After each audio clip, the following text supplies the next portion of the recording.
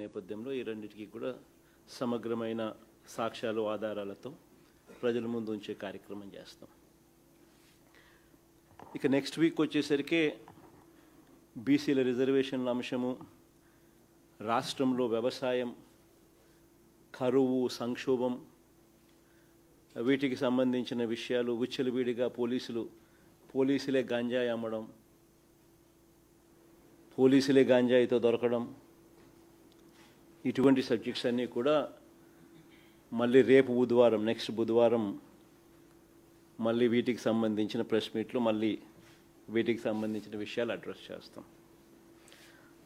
ఇంకా డిఎస్సికి సంబంధించి ఈరోజు మొదటిది సబ్జెక్టు, లోకేష్ అనే వ్యక్తి ఎందుకు రాజీనామా చేయాలి, సిబిఐ ఎంక్వైరీ అన్నది ఎందుకు వేయాల్సిన అవసరం ఉంది, దీనికి సంబంధించి డిఎస్సి విషయంలో, ఇప్పటి డిఎస్సి విషయంలో, ఈ గవర్నమెంట్ కండక్ట్ చేసిన డిఎస్సి విషయంలో 2025 నోటిఫికేషన్తో ఇచ్చిన ఈ డిఎస్సి విషయంలో జరిగిన లీకేజ్, అక్రమాలపై మేము ఇప్పటి వరకు ఏ అంశాలైతే ప్రజల ముందు ఉంచామో అవన్నీ కూడా వాస్తవమేనని క్రమంగా ప్రభుత్వమే అంగీకరించే కార్యక్రమం కూడా చేసింది. అసెంబ్లీలో లోకేష్ మాట్లాడిన ప్రసంగం చూసినా కానీ, ఇదే అసెంబ్లీలో చంద్రబాబు నాయుడు గారు మాట్లాడిన ప్రసంగం విన్నా కానీ, ప్రత్యక్షంగానూ పరోక్షంగానూ వాళ్ళు ఈ ఆరోపణలన్నీ కూడా ఒప్పుకున్న పరిస్థితులే కనిపిస్తాయి. తప్పు చేశారు అని క్లియర్ కట్గా కనిపిస్తూ ఉన్నప్పటికీ గింజుకుంటారే తప్ప ఒప్పుకొని సిబిఐ ఎంక్వైరీకి మాత్రం ఆర్డర్ ఇవ్వరు.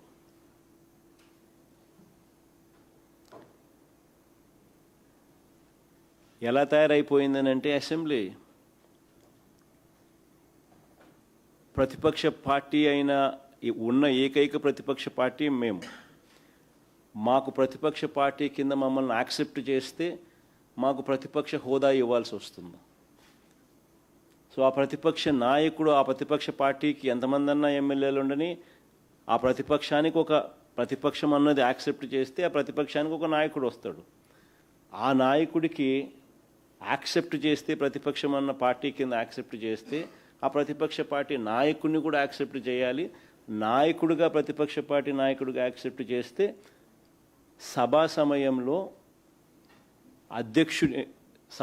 సభా అధ్యక్షుడు చంద్రబాబు నాయుడు గారికి ఏ రకమైన టైం ఇస్తారో అదే టైము ప్రతిపక్ష నాయకుడు కూడా ఇవ్వాల్సి వస్తుంది. కాబట్టి అది ఇవ్వకూడదు అని చెప్పి వీళ్ళు సభ నడుపుతూ ఉన్నారు, ప్రతిపక్షాన్నే అక్నాలెడ్జ్ చేయకుండా.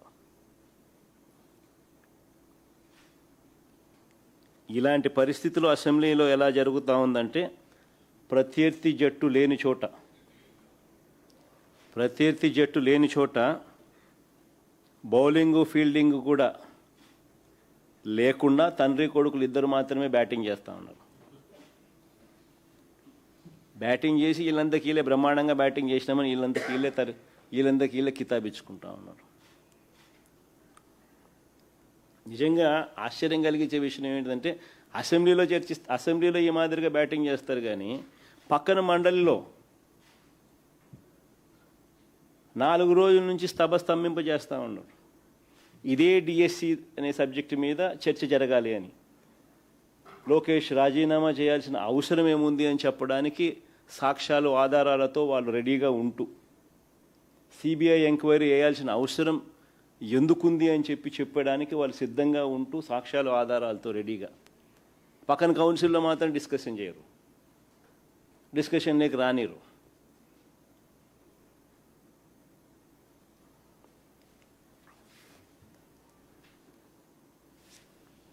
కౌన్సిల్లో ఎందుకు వీళ్ళు ఒప్పుకోరు చర్చ జరగడానికి అని అంటే దానికి కారణం తప్పులు జరిగాయి కాబట్టి. అది ఎక్కడ సాక్ష్యాలు ఆధారాలతో సహా బయటపెట్టే పరిస్థితి కనిపిస్తుందేమో అని చెప్పి సిబిఐ విచారణ చేయాల్సిన అవసరం ప్రస్ఫుటంగా అందరికీ కూడా తెలుస్తుంది. కాబట్టి లోకేష్ రాజీనామా చేయాల్సిన అవసరం ప్రతి ఒక్కరికి కూడా తేటతెల్లంగా కనిపిస్తుంది. కాబట్టి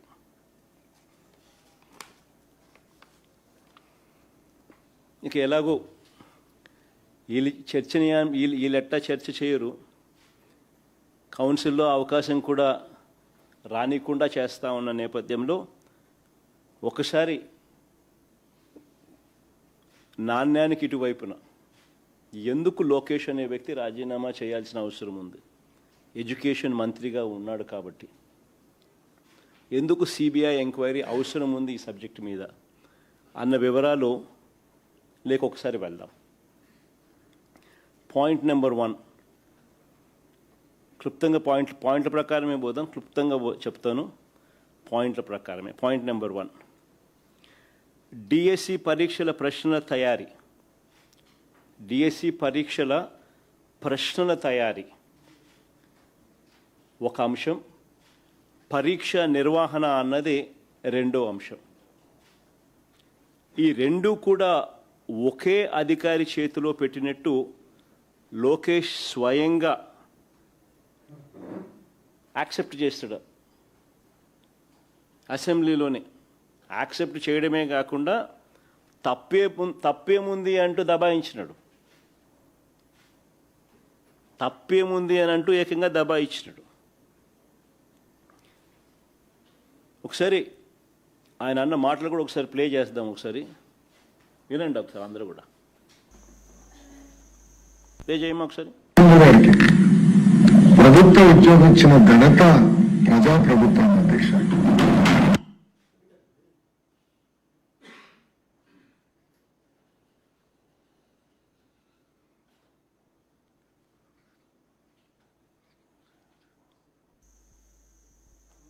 ఏమా ప్రాబ్లం ఉందా? విజయాన్ని పివి సింధు గారికి ప్రభుత్వ ఉద్యోగం ఇచ్చిన ఘనత ప్రజాప్రభుత్వం అధ్యక్ష. మీరు సెట్ చేసుకోండి అంత లోపల. డిఎస్సి పరీక్షలకు అవసరమైన ప్రశ్నల తయారీ అనేది ఎస్సీఈఆర్టీ డైరెక్టర్ బాధ్యత. ప్రశ్నల తయారీ అనేది ఎస్సీఈఆర్టీ డైరెక్టర్ బాధ్యత. డిఎస్సి పరీక్షను నిర్వహించే బాధ్యత డిఎస్సి కన్వీనర్ది. ఈ రెండు ఒకే వ్యక్తికి ద్వారా జరిపిస్తే పారదర్శకతకు పాతర వేసినట్టు అవుతుంది, లీకేజీకి స్వయంగా ద్వారాలు తెరిచినట్టు అవుతుంది.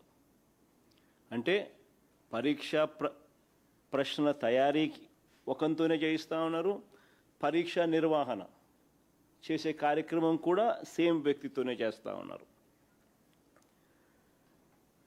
ఏపీడిఎస్సి నియామకాల చరిత్రలోని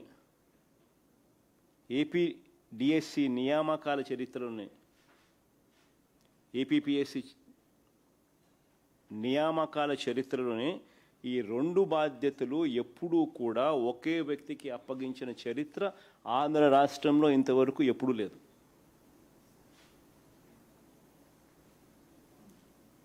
ఎందుకు ఆ రకంగా చేస్తారు అని అంటే దానికి కారణం ప్రశ్నలు తయారీ చేసే వ్యవస్థకు పరీక్ష నిర్వహించే వ్యవస్థకు మధ్య ఉండాల్సిన చెక్స్ అండ్ బ్యాలెన్సెస్ తొలగిపోతాయి. కాబట్టి ఒకసారి ఆయన అన్న మాటలు ఒకసారి వీళ్ళు రెడీగా ఉన్నట్టున్నారు, ఒకసారి ప్లే చేసి ఒకసారి వినండి ఒకసారి.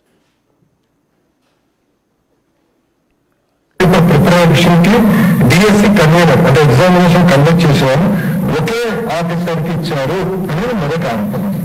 అధ్యక్షుడు ఆంధ్ర రాష్ట్రంలో కానీ ఇతర రాష్ట్రాల్లో కూడా ఒకరికే ఇచ్చారు అధ్యక్ష. కొన్ని రాష్ట్రాల్లో ఇద్దరికి ఇచ్చారు, కొన్ని రాష్ట్రాల్లో ఒకరికే ఇచ్చారు అధ్యక్ష. మనం 148 రోజులు నిర్వహించాలి, చాలా టైట్ గా సిస్టమ్ నిర్వహించాలని ఒక వ్యక్తిని నియమించాం. అది ఎక్కడ చట్టంలో ఉల్లంఘన లేదు, ఎక్కడ చట్టంలో రాయలేదు, ఇద్దరు ఉండాలి అని ఎక్కడ చెప్పలేదు అధ్యక్ష. So there is no rule for to that order and court కూడా ఈ విషయాన్ని అక్కడ జోక్యం చేసుకున్నాం అధ్యక్ష. క్లియర్ కట్గా ఆయన ఎంతకు ఆయనే ఒప్పుకున్నాడు కూడా. అంటే మొట్టమొదటిసారిగా ఆంధ్ర చరిత్రలో ఎప్పుడూ జరగంది ఇక్కడ ఈ రాష్ట్రంలో ఈయన ఎడ్యుకేషన్ మంత్రిగా ఉంటూ దీన్ని జరిగించినాడు. దీనివల్ల పరీక్షల ప్రశ్నల తయారీ, పరీక్షా నిర్వహణ ఈ రెండు బాధ్యతలు ఒకే వ్యక్తి చేయడం వల్ల చెక్స్ అండ్ బ్యాలెన్సెస్ పూర్తిగా తొలగించడం జరిగింది. దీనివల్ల స్కామ్కు మొట్టమొదటగా బీజం పడడం జరిగింది. అందుకే సిబిఐ ఎంక్వైరీ అన్నది అడగడం జరుగుతూ ఉంది. ఒకే వ్యక్తి చేతిలో ఈ బాధ్యతలు ఎందుకు పెట్టారు?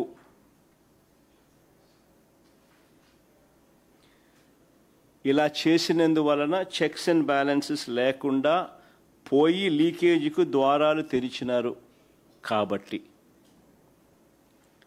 ఇక పాయింట్ నెంబర్ 2, రెండో పాయింట్, డిఎస్సి ప్రశ్న పత్రాలు తయారు చేసే విభాగంలో ఉన్న అవుట్సోర్సింగ్ ఉద్యోగి నవీన్కు ఫస్ట్ ర్యాంక్ రావడం వాస్తవమేనని అసెంబ్లీ సాక్షిగా మరోసారి తండ్రి కొడుకులు ఇద్దరు ఒప్పుకున్నారు. అబ్బా కొడుకులు ఇద్దరు ఒప్పుకున్నారు. ఒకసారి ప్లే చేయండి అమ్మా ఒకసారి. ఫస్ట్ మెరిట్ లిస్ట్ చూపించండి. ఫస్ట్ ఇది నవీన్కు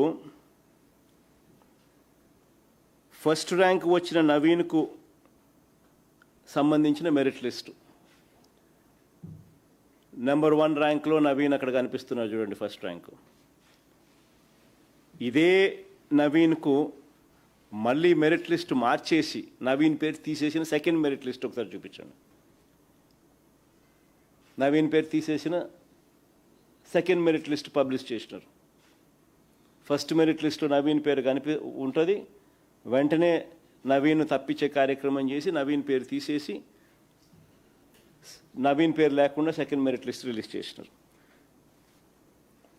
అబ్బా కొడుకులు ఇద్దరు కూడా తనకు ఫస్ట్ ర్యాంక్ వచ్చిందని అసెంబ్లీ సాక్షిగా ఇద్దరు ఒప్పుకున్నారు. ఆ క్లిప్పింగ్ కూడా ఒకసారి ప్లే చేయండి ఒకసారి. చంద్రబాబు నాయుడు గారు లోకేష్ మాటల్లో.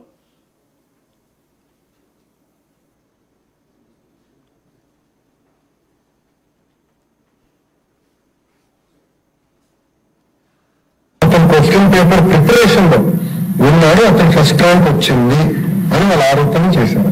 అతనికి కాల్ లెటర్ వెళ్ళింది. అతని సర్టిఫికేట్ వెరిఫికేషన్ కి అతను రాలేదు. సర్టిఫికేట్ వెరిఫికేషన్ రాకపోతే ఆటోమేటిక్లీ డిస్క్వాలిఫైడ్. ఎవరికి ర్యాంక్ ఓటు వచ్చింది? అతను ర్యాంక్ ఓటు వస్తే ఎవరు కనుక్కున్నాం ఏంటి ఎట్లా వచ్చింది? వెరిఫికేషన్ రాలేదు. వెరిఫికేషన్ రాకపోతే 1 వచ్చిన వాడికి ఎందుకు ఉద్యోగం అంటారు. ఇద్దరు అబ్బా కొడుకులు ఇద్దరు కూడా ఒప్పుకున్నారు ఆయన ఫస్ట్ ర్యాంక్ వచ్చిందని. ఇద్దరు అబ్బా కొడుకులు ఇద్దరు అసెంబ్లీ సాక్షిగా ఇద్దరు ఒప్పుకున్నారు కూడా. మరి నేను అడుగుతాను, మరి ఫస్ట్ ర్యాంక్ వచ్చిన ఈ నవీన్కు ఉద్యోగం ఎందుకు ఇవ్వలేదు? ఫస్ట్ ర్యాంక్ వచ్చిన ఈ నవీన్కు ఉద్యోగం ఎందుకు ఇవ్వలేదు? ఫస్ట్ మెరిట్ లిస్ట్లో నవీన్ పేరు ఉంది. ఆ తర్వాత మళ్ళీ దీన్ని మార్చి నవీన్ పేరు తీసేసి సెకండ్ మెరిట్ లిస్ట్లో నవీన్ పేరు లేకుండా సెకండ్ మెరిట్ లిస్ట్ ఎందుకు రిలీజ్ చేసినారు?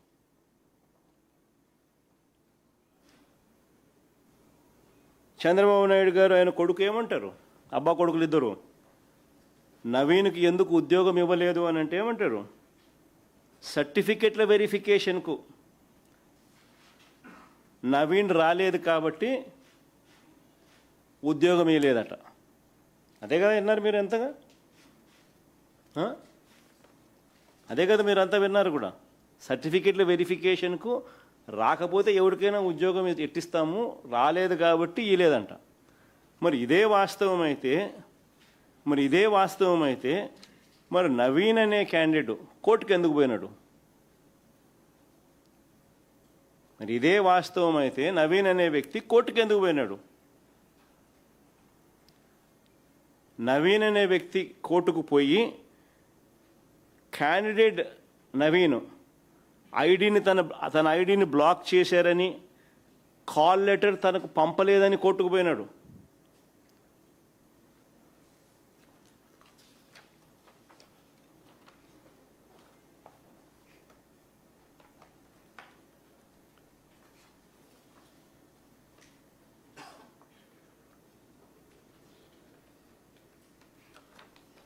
నెక్స్ట్ పేజ్ అమ్మా.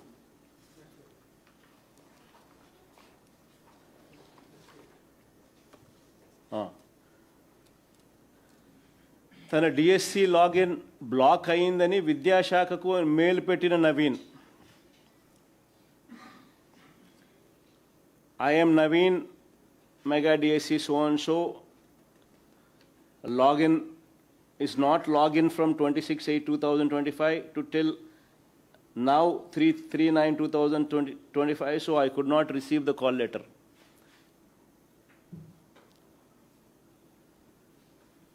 I got good marks in DSC, but why I am face this issue?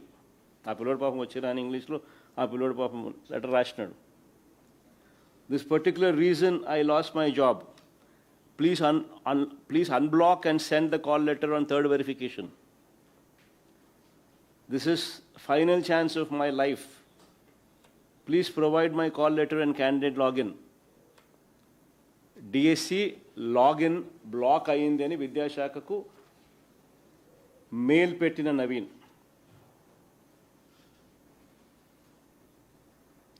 ఇదే కోర్టుకు అఫిడవిట్ ఫైల్ చేసినాడు.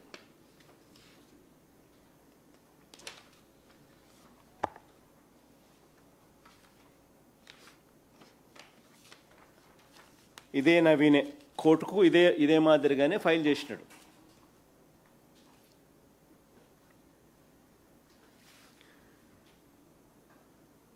ఇంతకుముందు ఫస్ట్ దాంట్లో చూస్తే ఫైల్ చేసిన అఫిడవిట్ కాపీ, కోర్టుకు ఫైల్ చేసిన అఫిడవిట్ కాపీ.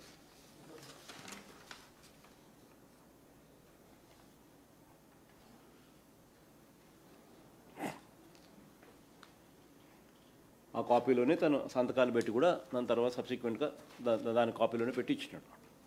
నేను అడుగుతా ఉన్నా, నేను చంద్రబాబు నాయుడు గారిని అబ్బా కొడుకుని ఇద్దరిని ఒకటే అడుగుతాను. క్యాండిడేట్ ఐడిని బ్లాక్ చేసి కాల్ లెటర్ పంపనప్పుడు ఆ నవీన్ సర్టిఫికేట్ వెరిఫికేషన్కు ఎలా రాగలుగుతాడు?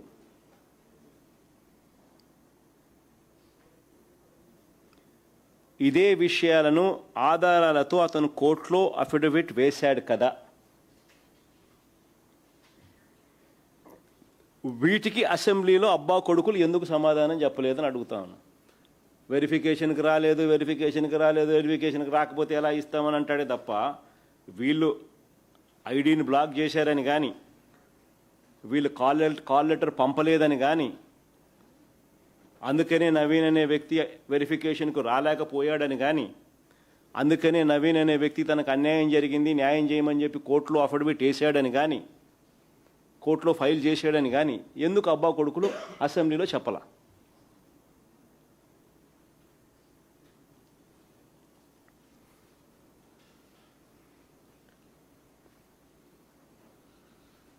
కారణం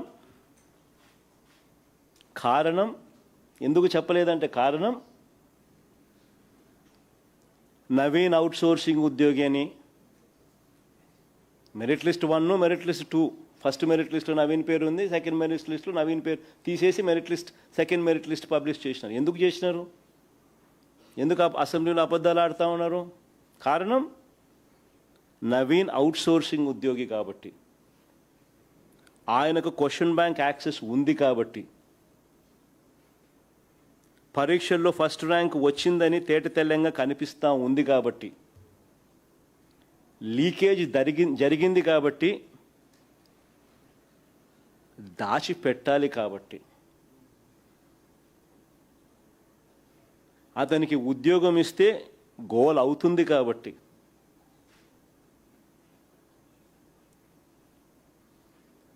ముందస్తుగానే తెలివిగా మెరిట్ లిస్ట్ మార్చినారు.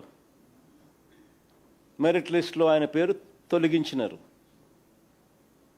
మరి ఇన్ని తప్పులు కనిపిస్తూ ఉన్నప్పుడు సిబిఐ విచారణ జరగాలనా లేదా? హౌస్ సోర్సింగ్ ఉద్యోగికి ఫస్ట్ ర్యాంకు, వచ్చిన ఆ అవుట్ సోర్సింగ్ ఉద్యోగికి ఉద్యోగం ఇవ్వలేదు.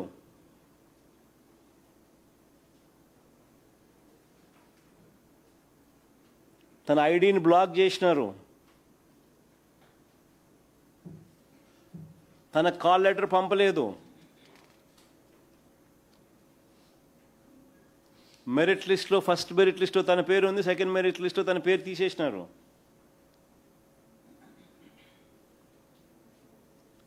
ఆ మనిషి నాకు ఉద్యోగం ఎందుకు ఇవ్వడం లేదని కోర్టుకి వేసినాడు. నా ఐడిని బ్లాక్ చేసినారు, నాకు కాల్ లెటర్ పంపలేదు, దయచేసి నాకు ఉద్యోగం ఇవ్వండి అని కోర్టుకి వేసినాడు. మరి నవీన్తో ఒక్కచోట ఆగిపోయిందా ఈ లీకులు? నవీన్ దగ్గర నుంచి ఇంకా ఎంతమంది దగ్గరికి పోయిందా అనేది తెలియాలనా లేదా? బయటికి రావాలనా లేదా?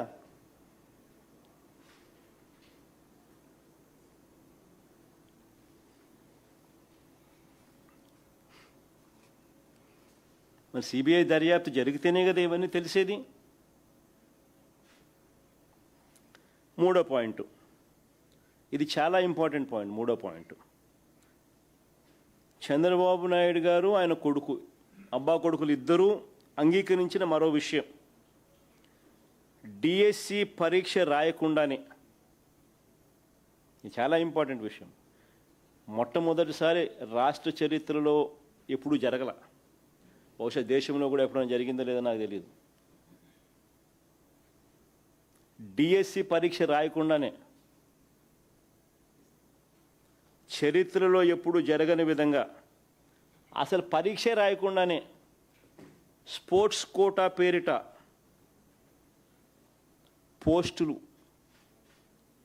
పోస్టులు వాళ్ళకు కావాల్సిన వాళ్ళకి ఇచ్చుకోవడం.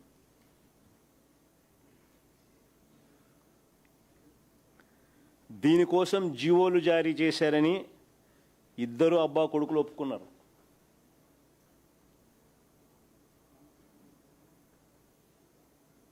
దీన్ని సమర్థించుకోవడానికి వీళ్ళు చెప్పిన కబుర్లు ఏమిటో తెలుసా అసెంబ్లీలో? దీన్ని సమర్థించుకోవడానికి వీళ్ళు చెప్పిన కబుర్లు అసెంబ్లీలో ఏమిటి అని అంటే, స్పోర్ట్స్ పర్సన్స్కు టెస్ట్ పెట్టాల్సిన అవసరం లేదంట.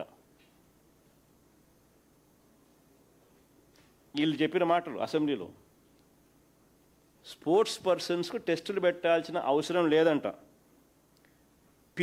పివి సింధు లాంటి వారికి నేరుగా ఉద్యోగాలు ఇచ్చాం కాబట్టి, పివి సింధు లాంటి వారికి నేరుగా ఉద్యోగాలు ఇచ్చాం కాబట్టి పిల్లలకు చదువులు చెప్పే ఈ టీచర్ ఉద్యోగాలు కూడా, అవి కూడా 372 ఉద్యోగాలు.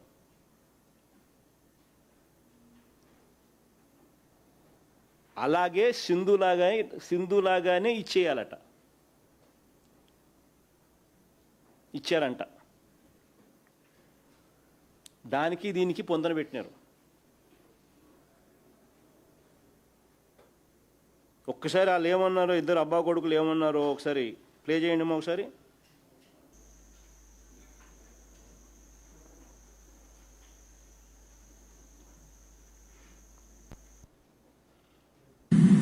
ప్రభుత్వ ఉద్యోగం ఇచ్చిన ఘనత ప్రజాప్రభుత్వం అధ్యక్ష. ఇంకా కొన్ని సంవత్సరాల ఐఏఎస్ అధికారం రాబోతుంది అధ్యక్ష. కన్ఫర్డ్ ఐఏఎస్ కి షిల్ బికమ్ ఎలిజిబుల్. అంటే స్పోర్ట్స్ పర్సన్ కి పివి సింధు గారికి ప్రభుత్వ ఉద్యోగం ఇచ్చిన ఘనత ప్రజాప్రభుత్వం అధ్యక్ష. ఇంకా కొన్ని సంవత్సరాల పివి సింధు గారికి ప్రభుత్వ ఉద్యోగం ఇచ్చిన ఘనత ప్రజాప్రభుత్వం అధ్యక్ష. ఇంకా కొన్ని సంవత్సరాల ఐఏఎస్ అధికారం రాబోతుంది అధ్యక్ష. కన్ఫర్డ్ ఐఏఎస్ కి షిల్ బికమ్ ఎలిజిబుల్. అంటే స్పోర్ట్స్ పర్సన్ కి టెస్ట్ పెట్టాలని లేదు అధ్యక్ష. The idea is to promote sports. Quota వారాలకు ఇవ్వాలని చాలా స్పష్టంగా ఉంది అధ్యక్ష. వాళ్ళందరికీ ఏదైతే రూల్ పాటించామో అదే రూల్ ఇక్కడ కూడా పాటించి, వాళ్ళ సింధుకు ఏ రూల్ పాటించినామో ఇక్కడ కూడా అదే రూల్ పాటించినారంట. 372 ఉద్యోగాలు పరీక్ష అనేదే లేకుండా, డిఎస్సి పరీక్ష అనేదే లేకుండా సింధు పేరు చెప్పి పివి సింధుకు డిఎస్సిలో స్పోర్ట్స్ కోటాలో నింపిన 372 ఉద్యోగాలకు మధ్య పోలిక తీసుకొచ్చినారు. ఇది కేవలం అబ్బా కొడుకులకు మాత్రమే ఇది సాధ్యం. నిజంగా వీళ్ళ మైండ్లో చిప్పులు ఉన్నాయా లేదా నాకైతే తెలియదు. ఎందుకంటే ఎన్ని చదువులు చెప్పే ఉద్యోగాలు, వీళ్ళంతా పిల్లలకు చదువులు చెప్పి ఈ 372 మంది పోయి పిల్లలకు చదువులు చెప్పాలి. మైండ్లో ఏదైనా చిప్పు ఎవడన్నా ఉన్నోడు ఎవడన్నా కానీ నిజంగా ఇట్లాంటి నిర్ణయాలు ఎవడన్నా తీసుకోగలుగుతాడో లేదో నాకైతే తెలియదు. ఏ రకంగా వీళ్ళు చదువులు చెప్తారు? డిఎస్సి అనేది ఎందుకు? చదువులు చెప్పడానికి నువ్వు కెపాసిటీ నీకుంది అని చెప్పి నిర్ధారించే పరీక్ష డిఎస్సి. అది పాస్ అయిన తర్వాత నువ్వు స్పోర్ట్స్ కోటా అన్నా ఇవ్వు, ఇంకోటన్నా ఇవ్వు, అది వేరే విషయం. అసలు పరీక్ష లేకుండా డిఎస్సిని రాయాల్సిన అవసరమే లేకుండానే బుద్ధునుడు ఎవడని ఇస్తాడా 372 ఉద్యోగాలు?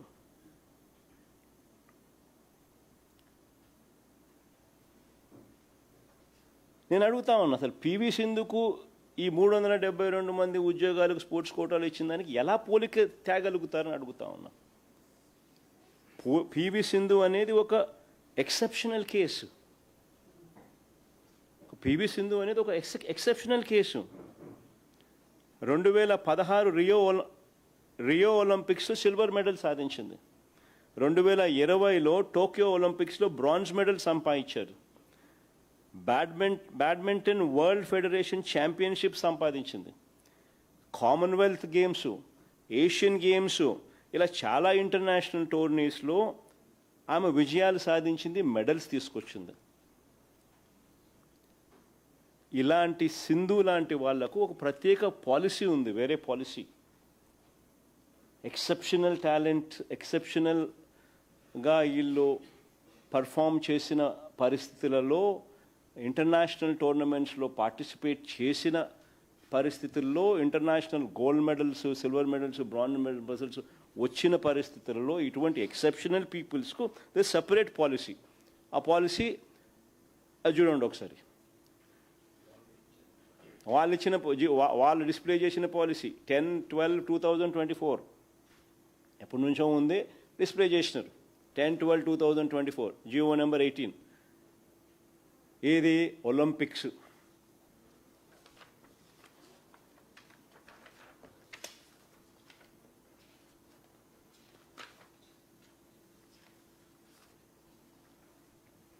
Olympics, para Olympics, Asian Games, Asian para games,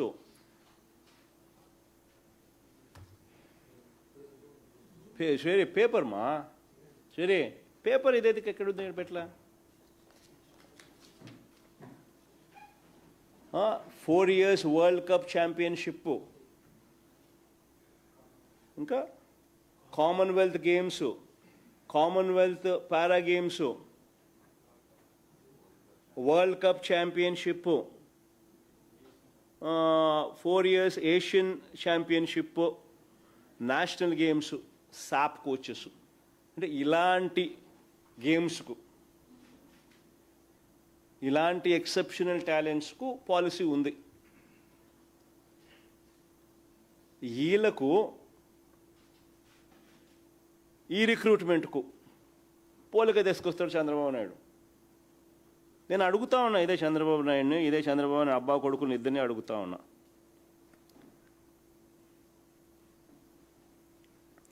sports కోటాలో నియమించిన దాదాపు 372 మందిలో పివి సింధుల ఎంతమందికి ఒలింపిక్స్, వరల్డ్, ఏషియను, కామన్వెల్త్ స్థాయి gold medals, silver medals, bronze మెడల్లు ఇలాంటి అచీవ్మెంట్స్ వచ్చినాయని అడుగుతా ఉన్నా. ఎంతమందికి వచ్చినాయని అడుగుతా ఉన్నా. నిజంగా తన స్కామును కప్పిపుచ్చుకునేదానికి సింధు లాంటి వాళ్ళను ఎలా ఉపయోగించుకుంటాడు అబ్బా కొడుకులు అని చెప్పడానికి నిదర్శనం ఇది. సింధు లాంటి వాళ్ళకి ఇవ్వడానికే టీచర్ రిక్రూట్మెంట్లో స్పోర్ట్స్ కోటాకు ఈ కొత్త జీవోలు ఇచ్చామని చెప్తా ఉన్న ఈ చంద్రబాబు, లోకేష్, నేను ఇద్దరిని అడుగుతా ఉన్నా. సింధు లాంటి వాళ్లకు ఇవ్వడానికే టీచర్ రిక్రూట్మెంట్లో స్పోర్ట్స్ కోటాకు ఈ కొత్త జీవోలు ఇచ్చామని చెప్తున్న ఈ చంద్రబాబు లోకేష్ ఇద్దరిని కూడా నేను మళ్ళీ అడుగుతా ఉన్నా, మరి అలాంటప్పుడు ఈ జీవోలన్నీ మళ్ళీ వెనక్కి ఎందుకు తీసుకున్నారయ్యా అని రిక్రూట్మెంట్ అయిపోయిన తర్వాత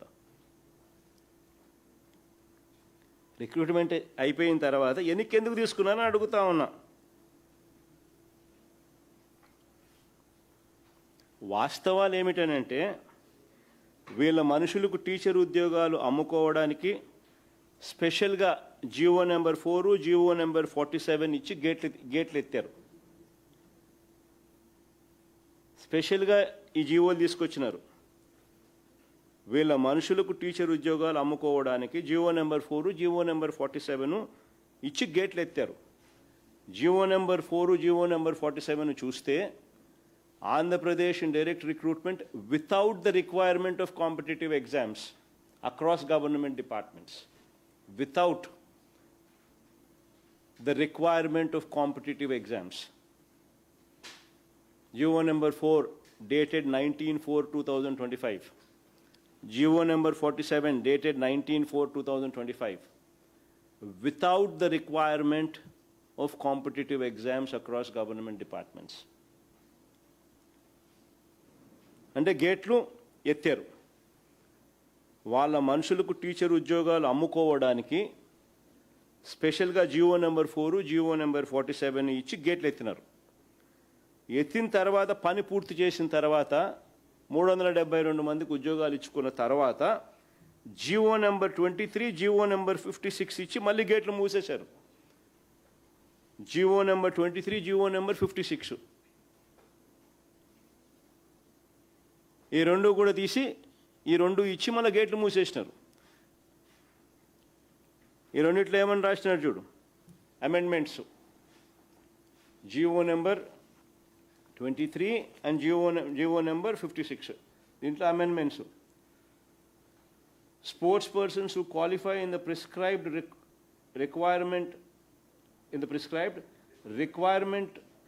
recruitment examinations conducted by the recruiting agencies who qualify అని మళ్ళీ తీసుకొచ్చినారు. ఇంతకుముందు ఎగ్జామ్స్తో సంబంధం లేదన్నారు, ఇప్పుడు మళ్ళీ క్వాలిఫై అయితేనే అని మళ్ళీ తీసుకొచ్చి మార్పులు చేసినారు. Amendment without the requirement of competitive ఎగ్జామినేషన్స్ను నెసెసరీ అమెండ్మెంట్ తీసుకొని వచ్చి దాంట్లో ఏమని రాసినారు, prescribed recruitment, qualify in the prescribed recruitment examination conducted by the recruiting agencies and national amendment.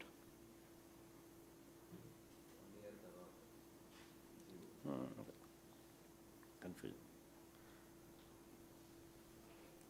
అని మళ్ళీ గేట్లు మూసేసినారు.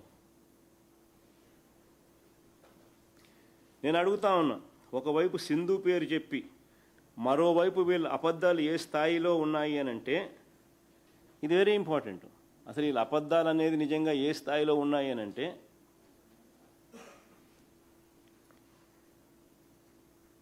ఆర్చరీలో నేషనల్ ఛాంపియన్షిప్ సాధించిన ఎస్టీ క్యాండిడేట్, ఆర్చరీలో నేషనల్ ఛాంపియన్షిప్ సాధించిన ఎస్టీ క్యాండిడేట్ దుర్గయ్య, ఈయన కాల్ లెటర్ ఇచ్చినారు, పంపిన తర్వాత కూడా ఈయన పోస్ట్ ఇవ్వాల. Gold medallist.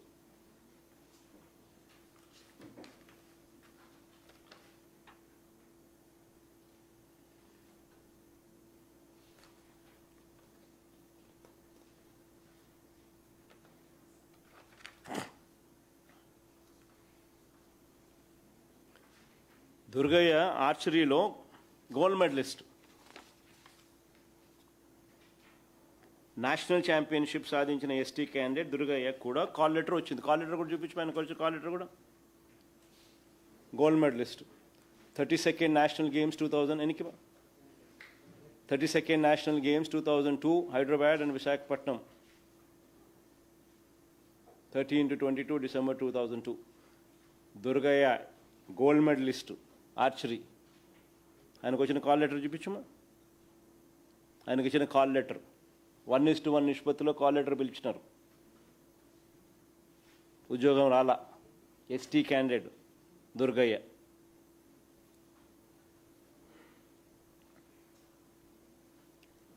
ఆశ్చర్యం ఏమిటో తెలుసా, ఇది నిజంగా అందరూ కూడా చాలా సీరియస్గా తీసుకోవాల్సిన అంశం ఏంటంటే, ఆశ్చర్యం ఏమిటో తెలుసా, ఆముదాల వలస ఎమ్మెల్యే కూన రవికుమార్ అధ్యక్షుడిగా ఉన్న సాఫ్ట్ బాల్ అసోసియేషన్ నుంచి ఇలా MLA, Telugu Desam party MLA soft ball అధ్యక్షుడిగా ఉన్నాడు, సాఫ్ట్ బాల్ అసోసియేషన్ అధ్యక్షుడిగా ఉన్నాడు. అలాగే తన తోడల్లుడు లోకేష్ సొంత తోడల్లుడు విశాఖపట్నం ఎంపీ భరత్ జూడో అసోసియేషన్కు ఇంకొక అధ్యక్షుడు. జూడో అసోసియేషన్కి ఇంకొక అధ్యక్షుడు.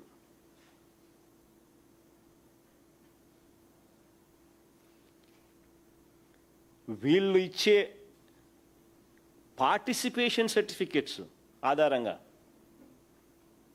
వీళ్ళు ఇచ్చే పార్టిసిపేషన్ సర్టిఫికెట్స్ ఆధారంగా, ఫర్గెట్ అబౌట్ మెడల్స్ గురించి మాట్లాడడంలా, కేవలం పార్టిసిపేషన్ సర్టిఫికెట్స్ ఆధారంగా, అది కూడా వీళ్ళు ఇస్తారు, వీళ్ళే ధృవీకరిస్తారు, వీళ్ళే ఇష్యూ చేస్తారు. ఆ సర్టిఫికెట్ల ఆధారంగా చరిత్రలో ఎప్పుడూ జరగని విధంగా పరీక్షే రాయకుండా, చరిత్రలో ఎప్పుడు జరగని విధంగా పరీక్షే రాయకుండానే, ఇంతకుముందు స్పోర్ట్స్ కోటాస్ ఉండేటివి, కానీ ఖచ్చితంగా డిఎస్సి పాస్ కావాలి. డిఎస్సి క్వాలిఫై అయిన తర్వాతనే స్పోర్ట్స్ కోటా కానీ ఇంకోటి కానీ గతంలో అంతా ఫస్ట్ టైం చరిత్రలో ఎప్పుడూ జరగని విధంగా లోకేష్ అనే వ్యక్తి ఎడ్యుకేషన్ మినిస్టర్గా ఉంటూ పరీక్షే రాయకుండానే ఏకంగా స్పోర్ట్స్ కోటాలో ఈ రకంగా 372 పోస్టులు ఫిల్ చేశారు.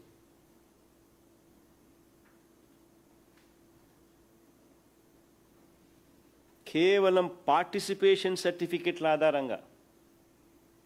మళ్ళా చెప్తాను, ఫర్గెట్ అబౌట్ మెడల్స్. అది కూడా ఎక్కడ పార్టిసిపేషన్? Inter college. ఏ స్థాయి? ఇంటర్ కాలేజ్ స్థాయి. కాలేజీల మధ్య పార్టిసిపేట్ చాలంట. ఇచ్చే సర్టిఫికెట్లు మళ్ళీ ఇల్లే.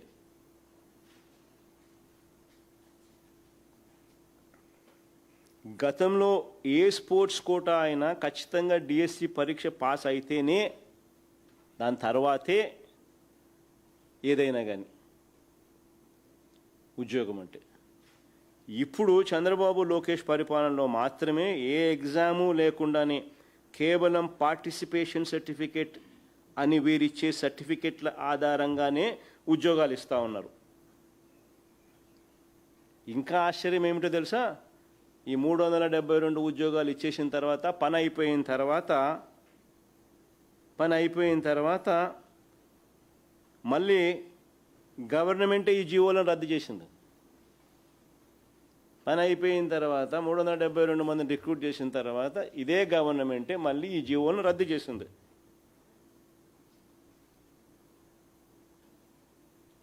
రద్దు చేసి ఇక మీదట క్వాలిఫై అయితేనే అని చెప్పి మన పాత పద్ధతిలోకి వచ్చినారు.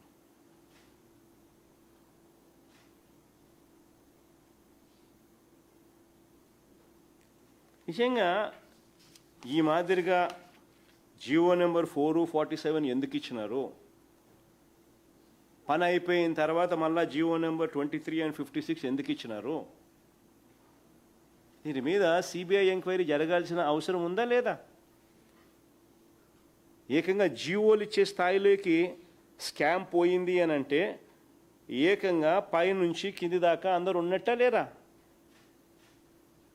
జీవోలు ఇచ్చే స్థాయిలోకి స్కామ్ పోయింది అని అంటే నిజంగా పైన ఎడ్యుకేషన్ మినిస్టర్ నుంచి కింద దాకా అందరూ ఉన్నట్టా లేదా? మంత్రి సంతకం లేని జీవో ఇవ్వగలుగుతారా మంత్రి ఆమోదం లేకుండానే? ఇవ్వడము రద్దు చేయడాను పని అయిపోయి చేసినాక.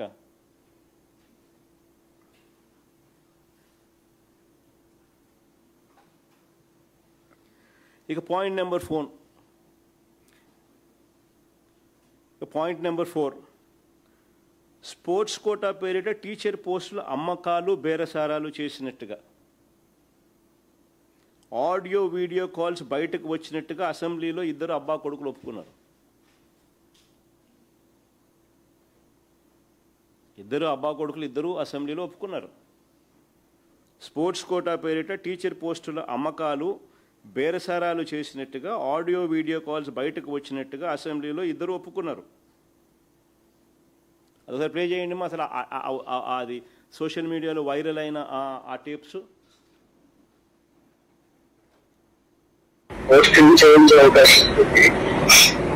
సార్ అట్లా కాదు సార్, అంటే ఎంతలో అవుతుంది సార్? సార్ వస్తే మాట్లాడదామండి. అంటే కలిసి మాట్లాడమంటారండి? రేపు బయలుదేరామండి. ఎన్నింటికి రమ్మంటారు సార్? ఇష్టం మీరు ఏ టైంకైనా రండి. సరే సార్. ఇప్పుడు మా చెల్లి కూడా కావాలండి. నేను ఒక్కన మా బావ నేను వస్తే సరిపడు. మీ ఇద్దరైనా రండి, మీ ఒక్కరైనా రండి. ఆవిడ పని లేదు, మీరే మాట్లాడుకోవడం చేసుకుంటారు. అవును సార్. అదే సరే సార్, అయితే రేపు 10 గంటలకల్లా వచ్చేస్తాను సార్. వచ్చి మీకు కాల్ చేస్తాను సార్ ఈ నెంబర్కి. మాక్సిమం ఒక వస్తే బెటర్, ఇద్దరు వస్తే కూడా ఒకరితోనే కదా మాట్లాడేది. ఇంకా మీరు నెక్స్ట్ వాళ్ళు చెప్తారు కదా సార్. ఏం లేదు, కొంచెం ఇది సీక్రెట్ గా చేసుకున్నారు కదా. ఓకే, తప్పకుండా సార్. నాకు అర్థమైంది సార్. ఏమో సార్, ఎంతనంటే నేను ఒకసారి మరి ఫిగర్ చెప్తే నేను ఒకసారి రెడీ చేసుకుంటాం సార్. మేము కూడా అందుకని అడుగుతున్నాం సార్. సార్ ఇది డిఎస్సీలో పోస్టింగ్ ఐడియా ఉంది. అవును సార్. మీరు వచ్చేసి మార్కెట్ ఇప్పుడు 15 లక్షలు అట్లా నడుస్తుంది. బాబాయ్ అంతంటే పెట్టలేమండి.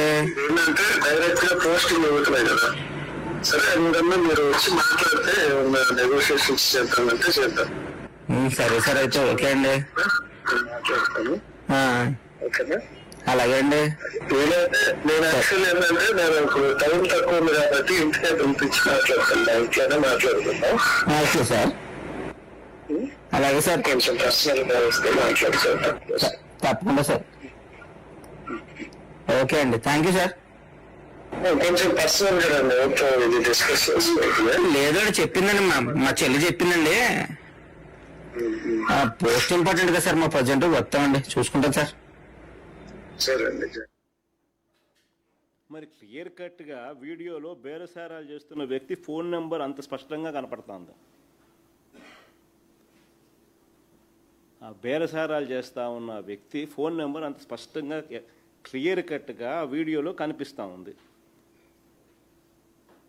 మరి నేను అడుగుతా ఉన్నా, ఎఫ్ఐఆర్ కాపీలో ఆ పేరు చూపకుండా పోలీసులకు ఆ నెంబర్ ద్వారా ఆ మనిషి ఎవరు అని చెప్పి కనుక్కోవడం ఎంతసేపు పని?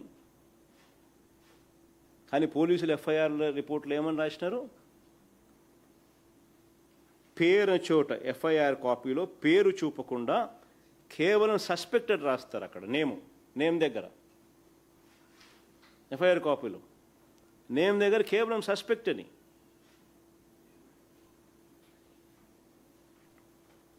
మరి ఎందుకు రాయాల్సి వచ్చింది? పేరు రాయకుండా కేవలం సస్పెక్ట్ అని మాత్రమే ఎందుకు రాయాల్సి వచ్చింది? ఇంకా ఆశ్చర్యం ఏమిటో తెలుసా? ఈ మనిషికి స్టేషన్ బెయిల్ ఇచ్చి పంపించినారు. అరెస్టుల కథ దేవుడు ఎరుగు, శిక్షల కథ దేవుడు ఎరుగు. స్టేషన్ బెయిల్ ఇచ్చి పంపించేసినారు. మళ్ళా పైగా కింద చూడండి, 8th పాయింట్, ఎఫ్ఐఆర్ నమోదు చేయడానికి ముందు సీనియర్ అధికారులతో ఎందుకు మాట్లాడాల్సి వచ్చింది? Reasons for delay, consulted with higher officials. Reasons for delay in reporting by the complaint.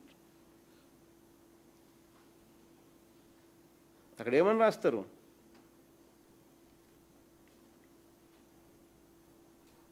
FIR నమోదు చేయడానికి ముందు సీనియర్ అధికారులతో ఎందుకు మాట్లాడాల్సి వచ్చింది? అసలు ఈ కేసుని ఎందుకు నిర్వీర్యం చేశారని అడుగుతా ఉన్నా. మరి ఈ మాదిరిగా నిర్వీర్యం చేసిన ఈ కేసులో చంద్రబాబు నాయుడు గారు, లోకేష్ ఏమంటారు, ఇద్దరు అసెంబ్లీనే సాక్షిగా చేస్తూ అబ్బా కొడుకులు ఇద్దరు ఎంతగా అబద్ధాలు ఆడతారు అని అంటే అసెంబ్లీలో ఇలా మాట్లాడిన మాటలు ఒకసారి వినండి.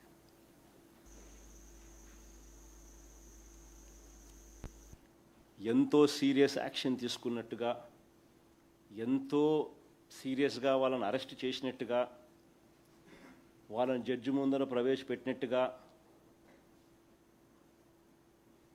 బిఎస్సి కోటాలో ఏదో ఆడియో టేప్ ఉంది, ఒక్కొక్క సర్టిఫికేట్ కి ఇంత డబ్బులకి అమ్ముతున్నారు, ప్రత్యేకంగా శాప్ వాళ్ళని ప్రొటెక్ట్ చేస్తుంది అని ఒక ఆడియో లీక్ వచ్చింది. అధ్యక్ష, ఆడియో లీక్ వచ్చిన వెంటనే శాప్ ఇమ్మీడియట్ గా కంప్లైంట్ ఇచ్చి, ఒకరు విచారణ కమిషనరేట్ కి కంప్లైంట్ ఇచ్చి, ఆ వ్యక్తి ఎక్కడున్నారో ఎత్తికి అతన్ని పైన కేసు పెట్టి అతన్ని జ్యుడిషియల్ రిమాండ్ కూడా పంపించిన ఘనత ప్రజాప్రభుత్వం.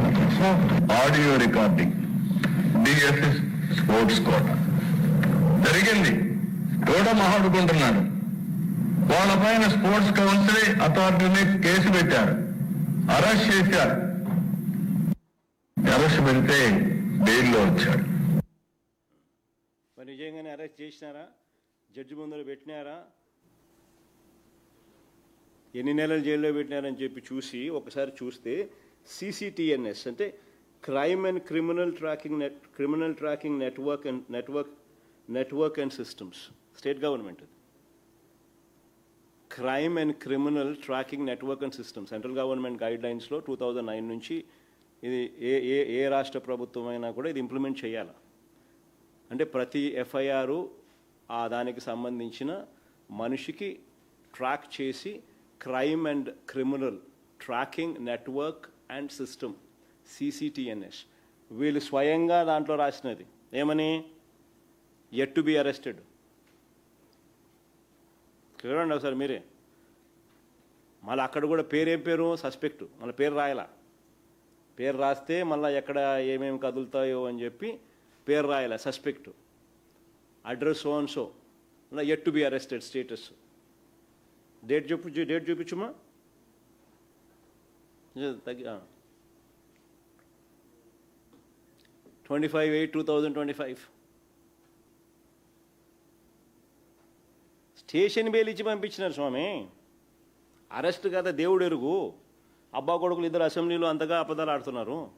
ఇది అరెస్ట్ చేసినట్టుగా, జైల్లో పెట్టినట్టుగా, మెజిస్ట్రేట్ ముందు జడ్జి ముందర పెట్టినట్టుగా, జడ్జి శిక్ష చేసినట్టుగా, వీళ్ళు జైల్లో పెట్టినట్టుగా, వీళ్ళు ఏదో చాలా సీరియస్గా తీసుకున్నట్టుగా ఘనత చంద్రబాబు నాయుడు గారు, టీడీపీ వెన్నుపోటు పార్టీ ఘనత అన్నట్టుగా వీళ్ళు బిల్డప్ ఇస్తున్నారు. స్టేషన్ బెయిల్ ఇచ్చి పంపించిన, అరెస్ట్ చేయలా. ఇంత దారుణంగా అబద్ధాలు ఆడుతున్నారు, ఇంత దారుణంగా కేసు నిర్వీర్యం చేస్తున్నారు, ఇంత దారుణంగా కాపాడుతూ ఉన్నారు.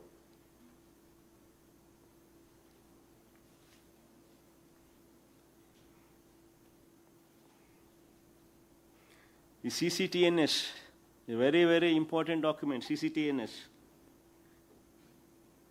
సైజ్ తగ్గించి చూపించమని, జూమ్ ఇన్ చేసి జూమ్ అవుట్ చేయి. Crime and criminal tracking network and systems.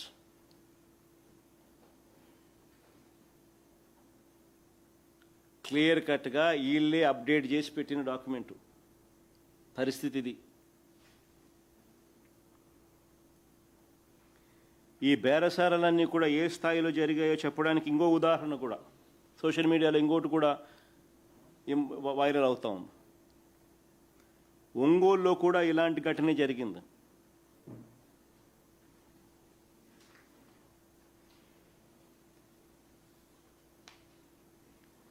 డిఎస్సిలో జాబ్ ఇప్పిస్తానని తనను మోసం చేశారని కంప్లైంట్.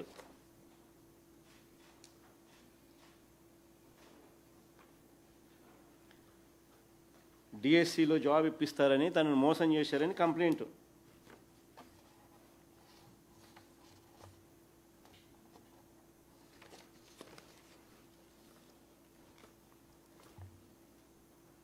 ఒక డిఎస్సి అభ్యర్థికి స్పోర్ట్స్ కోటాలో పోస్ట్ ఇప్పిస్తామని 14.5 లక్షలు తీసుకున్నారు. డిఎస్సిలో పోస్ట్ కోసం రాధిక 14 లక్షల పైగా ఇచ్చినట్టు బ్యాంక్ స్టేట్మెంట్. ఎవరికి ఇచ్చినారో ఎవరికి ఇచ్చిందో కూడా క్లియర్ కట్గా ఆధారాలు. 14 లక్షలు.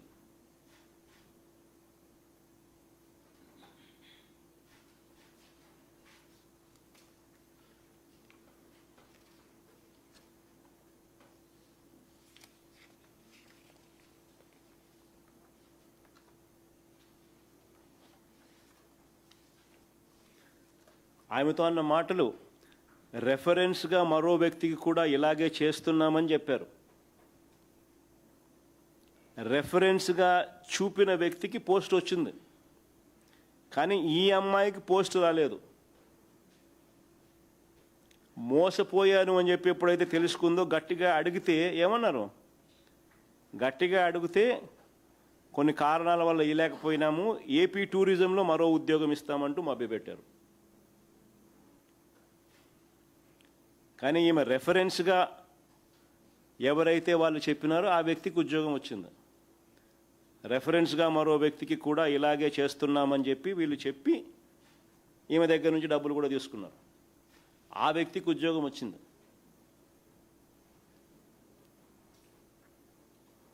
కానీ ఈ అమ్మాయికి పోస్ట్ రాలేదు. గట్టిగా అడిగితే ఏపీ టూరిజంలో మరో ఉద్యోగం ఇస్తామంటూ మభ్యపెట్టారు. తనకు అన్యాయం జరిగిందని ఆ అమ్మాయి పోలీసులకు ఫిర్యాదు చేసింది. ఆ అమ్మాయి పోలీసులకు ఫిర్యాదు చేస్తే పోలీసులు ఎఫ్ఐఆర్లో డిఎస్సి పోస్ట్ కోసం బేరసారాలు చేశారని రాయకుండా టూరిజం పోస్ట్ కోసం బేరసారాలు జరిగినాయని రాస్తారు ఎఫ్ఐఆర్ కాపీలో.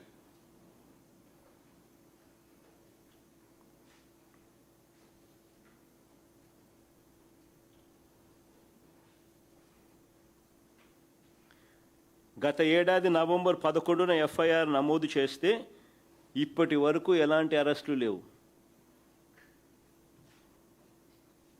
గత ఏడాది నవంబర్ 11న ఎఫ్ఐఆర్ నమోదు చేస్తే ఇంతవరకు ఎలాంటి అరెస్టులు లేవు.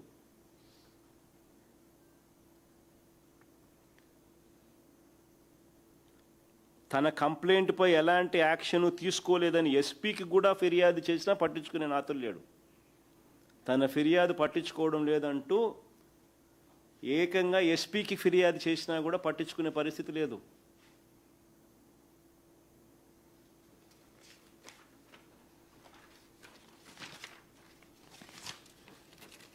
$14 లక్షలు ఇచ్చి బ్యాంక్ డీటెయిల్స్ బ్యాంక్ ట్రాన్స్ఫర్ చేసి స్కామ్లో ఆధారాలతో సహా దొరుకుతా ఉన్నా ఎస్పీకి సైతం కంప్లైంట్ ఇచ్చిన పట్టించుకునే పరిస్థితి లేదు. అంటే డిఎస్సి విషయంలో ఏ కంప్లైంట్ వచ్చినా ఎక్కడివి అక్కడే విచారణ లేకుండానే వదిలేయడం. క్లియర్ కట్గా తండ్రి కొడుకులు ఇద్దరు ఆదేశాలతోనే పోలీసులు ఇంత బరి తెగిస్తూ ఉన్నారనే దానికి నిదర్శనం.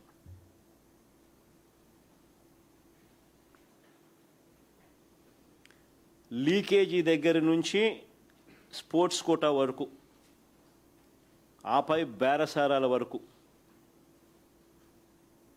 లీకేజీ దగ్గర నుంచి స్పోర్ట్స్ కోటా వరకు ప్రత్యేక జీవోలు ఇవ్వడం మొదలు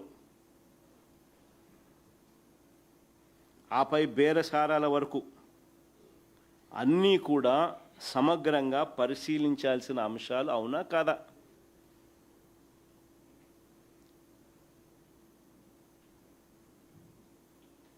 ఎడ్యుకేషన్ మంత్రిగా ఉన్న వ్యక్తి రాజీనామా చేయాల్సిన అవసరం ఉందా లేదా? ఏకంగా జీవోలో ఇచ్చి మళ్ళా జీవోలు రద్దు చేసి 372 మంది ఉద్యోగాలు ఏ ఎగ్జాము లేకుండా ఇచ్చేసి లీకేజీ దగ్గర నుంచి స్పోర్ట్స్ కోటా వరకు ఇచ్చిన జీవోల దాకా, ఆపై బేరసారాల వరకు ఇవన్నీ వ్యవహారాలను కూడా సిబిఐ చేత ఎంక్వైరీ జరగాల. జరిగిన వాటికి బాధ్యత వహిస్తూ లోకేష్ రాజీనామా చేయాలి. నీట్ క్వశ్చన్ పేపర్ లీక్ బాధ్యత వహిస్తూ కేంద్ర మంత్రి ధర్మేంద్ర ప్రధాన్ రాజీనామా చేశారు. కేంద్ర మంత్రి ధర్మేంద్ర ప్రధాన్ గారు రాజీనామా చేసినారు కదా, అక్కడన్నా జీవోలు ఇచ్చినా, ఆడన్నా ఎవరు జీవోలు ఇచ్చిన పరిస్థితి లేదు. ఉట్టి లీకేజీలే ఇక్కడ. లీకేజీతో పాటు జీవోల ద్వారా ఏ ఎగ్జామ్ రాయకుండా ఉద్యోగాలు, ఆ తర్వాత బేరసారాలు ఇన్ని కనిపిస్తూ ఉన్నాయి. మరి ఎన్డీఏలో భాగస్వామిగా ఉన్న చంద్రబాబు నాయుడుకు ఆయన కొడుకు వేరే నీతే? ధర్మేంద్ర ప్రధాన్ గారికి ఒక నీతి, చంద్రబాబు నాయుడు గారు ఆయన కొడుకు ఇంకో నీతి.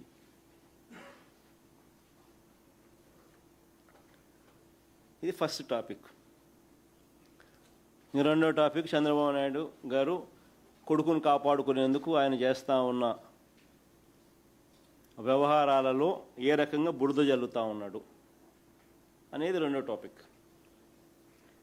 ఇప్పుడు కొడుకును కాపాడుకునేందుకు చంద్రబాబు నాయుడు గారు మరింత దిగజారిపోయి 2018 అంటే ఆయన ప్రభుత్వం చివరిలో 2018లో ఏపీపీఎస్సీ గ్రూప్ 1 భర్తీపై తప్పుడు ఆరోపణలు చేయడం మొదలెట్టాడు. ఆశ్చర్యం ఏమిటో తెలుసా? చంద్రబాబు నాయుడు చేస్తూ ఉన్న ఈ సోకాల్డ్ ఆరోపణల మీద ఇది 2018లో చంద్రబాబు నాయుడు గారి ప్రభుత్వంలోనే ప్రిలిమ్స్ కూడా అయిపోయినాయి.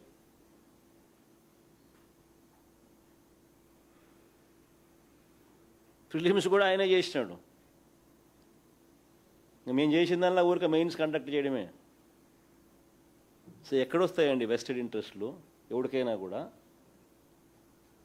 అది ఎవడన్నా మాట్లాడేదానికైనా కానీ రీజన్ ఉండాలన్నా, హద్దు పొద్దు ఏదైనా ఉండాలన్నా.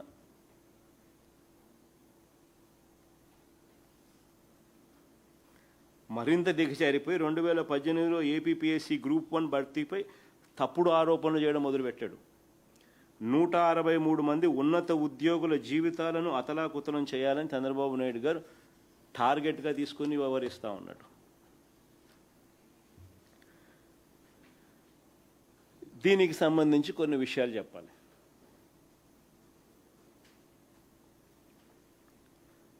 ఇది వెరీ ఇంపార్టెంట్.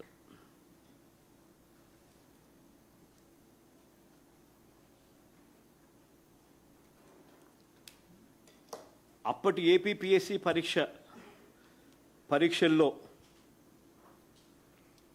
ఇప్పటి చంద్రబాబు నాయుడు గారు గవర్నమెంట్లో కండక్ట్ చేసిన డిఎస్సి మాదిరిగా పేపర్ లీకేజ్ అప్పుడు జరగల.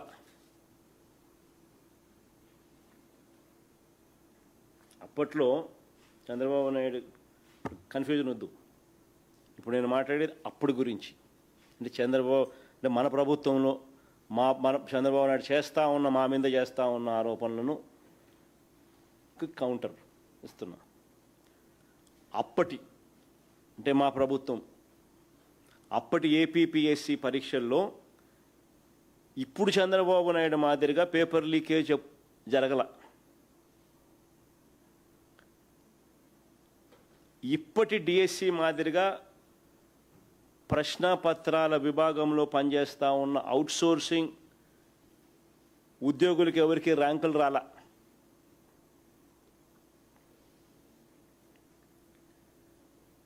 ఎవరికి అనుకూలంగా ప్రత్యేకమైన జీవోలు తీసుకొని రాలా.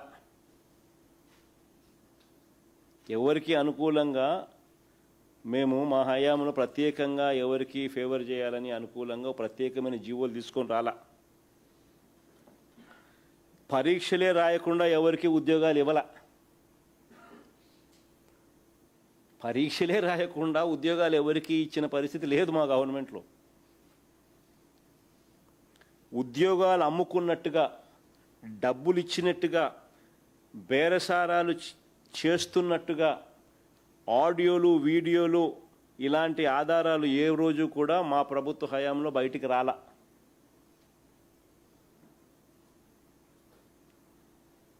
తేడా చెప్తున్నా.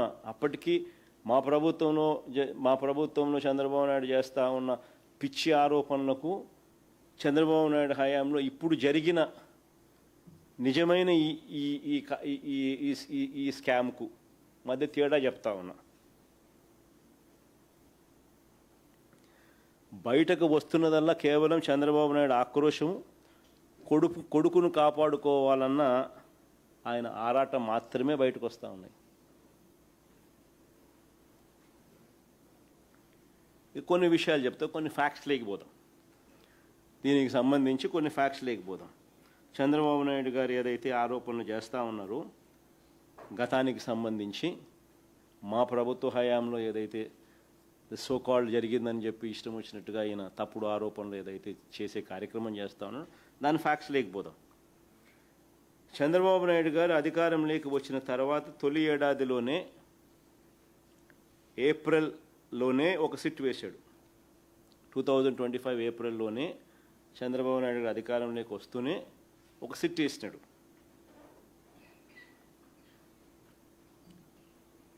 ఫైనల్ ఫలితాల వెల్లడిలో ఏ తప్పు జరగలేదని హైకోర్టులో, మళ్ళా చెప్తా ఉన్నా, ఫైనల్ ఫలితాల వెల్లడిలో ఏ తప్పు జరగలేదని హైకోర్టులో గవర్నమెంట్ అడ్వకేట్లు అఫిడవిట్ ఫైల్ చేసినారు. ఎప్పుడు? 14/11/2025 చంద్రబాబు నాయుడు గవర్నమెంట్లో, ఆయన అధికారులు కోర్టుకు ఫైల్ చేసిన అఫిడవిట్ ఇది. ఆ అఫిడవిట్లో మెన్షన్ చేసిన పాయింట్లు చూస్తే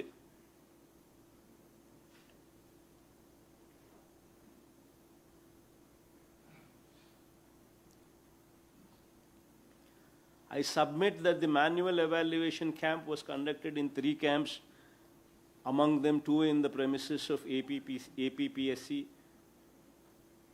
and other at SRR and CVR College. The entire evaluation was conducted under the CCTV surveillance by the evaluators deputed from different universities, and the staff of the commission also worked as camp officers, assistant camp officers and scrutinizers. After completion of the said process, interviews were conducted and selections were finalized as per procedure. The entire records, files, payments, particulars are available. ఇది ఎందుకు very important అనేది ముందర చెప్తా. చంద్రబాబు నాయుడు గారి గవర్నమెంట్లోనే చంద్రబాబు నాయుడు గారి అధికారులే 14/11/2025 అంటే చంద్రబాబు నాయుడు ముఖ్యమంత్రిగా ఉండగా ఫైల్ చేసిన అఫిడవిట్ ఇది కోర్టులో. ఇది ఒకవైపున జరుగుతూ ఉండగానే చంద్రబాబు నాయుడు గారు రెండో సిట్ వేసినాడు. మళ్ళా మొదటి సిట్ మీద నమ్మకం లేక అఫిడవిట్లు ఈ మాదిరిగా చంద్రబాబు నాయుడుకు వ్యతిరేకంగా పడ్డం మొదలుపెట్టేసరికి ఎలా ఇరికిచ్చాలా అని తాపత్రయం అనేది బలంగా పెరుగుతూ రెండో సిట్ కూడా ఇది జరుగుతూ ఉండగానే రెండో సిట్ కూడా 2026 ఫిబ్రవరి 14 మరొక సిట్ వేశారు. నేను అడుగుతా ఉన్నా, సిట్లో ఉండేది ఎవరు అని? చంద్రబాబు నాయుడు గారి కింద పనిచేసేవారు కాదా అని అడుగుతా ఉన్నా. బురద జల్లడం కోసం దర్యాప్తు బృందాలను ఇష్టానుసారంగా వాడుకోవడం చంద్రబాబు నాయుడు గారికి ఏమైనా కొత్త అని అడుగుతా ఉన్నా. అలవాటే కదా ఆయనకు. కానీ ఎంత దారుణంగా బిహేవ్ చేసినా కూడా ఫ్యాక్ట్స్ని అయితే ఎవరు బూడ్చిపెట్టలేరు, బయటికి రావాల్సిందే. ఎందుకంటే అవన్నీ కూడా ఫ్యాక్ట్స్ కాబట్టి వాస్తవాలు ఆటోమేటిక్లీ బయటకు వస్తాయి. 2019 ఎన్నికలకు ముందు, ఇది వెరీ ఇంపార్టెంట్, ఈ నుంచి నేను చెప్తాను ప్రతి పాయింట్ కొంచెం చూసుకోండి. 2019 ఎన్నికలకు ముందు చంద్రబాబు ఎన్నికల నోటిఫికేషన్కు కేవలం 76 రోజుల ముందు హడావిడిగా ఈ గ్రూప్ 1 నోటిఫికేషన్ ఇచ్చాడు. ఈ నోటిఫికేషన్ ఇచ్చింది మేం కాదు. 2019 ఎన్నికలకు ముందు చంద్రబాబు గారే 76 రోజుల ముందు హడావిడిగా ఈ గ్రూప్ 1 నోటిఫికేషన్ ఇచ్చాడు. మా ప్రభుత్వం రాకమునిపే మే 2019 May 26th 2019 మళ్ళా రిపీట్ చేస్తున్న date May 26th 2019 prelims exams కూడా అయిపోయినాయి.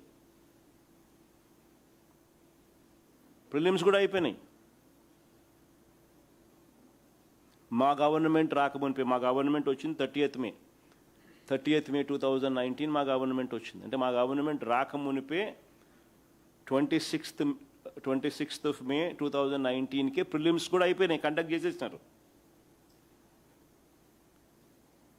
మేము వచ్చిన తర్వాత చేసింది ఏమిటంటే ఆ ప్రిలిమ్స్ ఫలితాలను ప్రకటించి 2020 డిసెంబర్ 14 నుంచి 20 మధ్య మెయిన్స్ కండక్ట్ చేసినాం వీళ్లకు, ఈ ప్రిలిమ్స్లో పాస్ అయిన వీళ్లకు.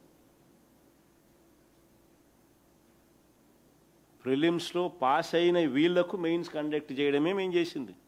సో ఎక్కడి నుంచి వస్తాయండి వెస్టెడ్ ఇంట్రెస్ట్ ఎవరికైనా కూడా?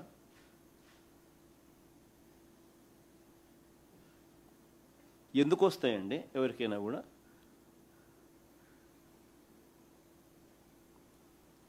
మా ప్రభుత్వం రాకమునిపే చంద్రబాబు నాయుడు గారి హయాంలోనే పరీక్ష జరిగితే ఎంపికైన అటువంటి వాళ్లకు మెయిన్స్ కండక్ట్ చేశాం.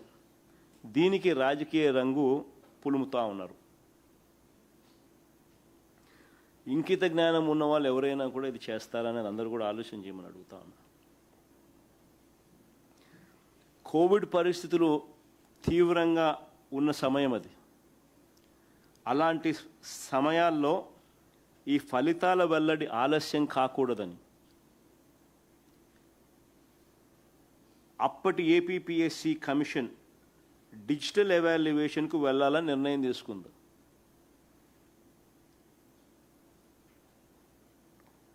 అప్పటి కమిషన్లో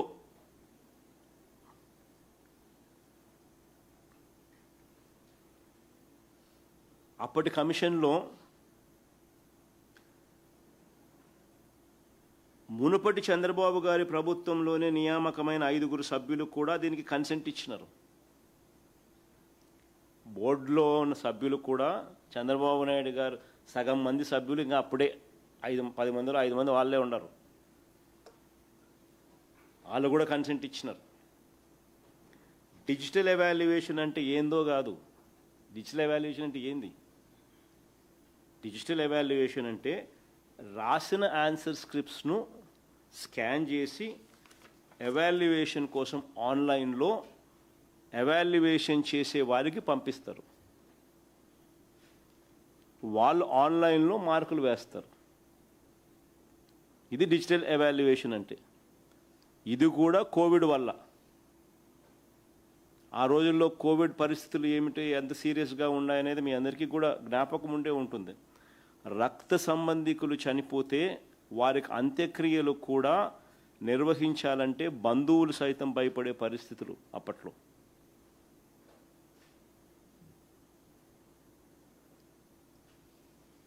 గ్రూప్స్ కింద మొత్తం అందరినీ ఒకే చోటుకి తీసుకొని వచ్చి ఫిజికల్ ఎవాల్యుయేషన్ చేసే పరిస్థితి కూడా లేని పరిస్థితులు. అలాంటప్పుడు డిజిటల్ ఎవాల్యుయేషన్ గురించి ఆలోచన చేసినారు. అయినా కొంతమంది హైకోర్టును ఆశ్రయించడంతో, ఇది వెరీ ఇంపార్టెంట్, అయినా కొంతమంది హైకోర్టును ఆశ్రయించడంతో హైకోర్టు ఆదేశాల మేరకు ఈ డిజిటల్ ఎవాల్యుయేషన్ను కన్సిడరేషన్లోకి తీసుకోలేదు. ఇది very important point. Digital evaluation has not been taken into consideration. High court ఆదేశాల మేరకు డిజిటల్ ఎవాల్యుయేషన్ కన్సిడర్లోకి తీసుకోలేదు. ప్రక్రియ ముందుకు సాగలేదు. ఈ డిజిటల్ ఎవాల్యుయేషన్ను తాము తప్పుబట్టలేమని నోటిఫికేషన్లో దాని గురించి ప్రస్తావించలేదు కాబట్టే తాము మాన్యువల్ ఎవాల్యుయేషన్కు ఆదేశాలు ఇస్తున్నామని హైకోర్టు చెప్పింది. ఇది హైకోర్టు ఇచ్చిన ఆర్డర్. హైకోర్టు ఇచ్చిన ఆర్డర్ ఒకసారి గమనిస్తే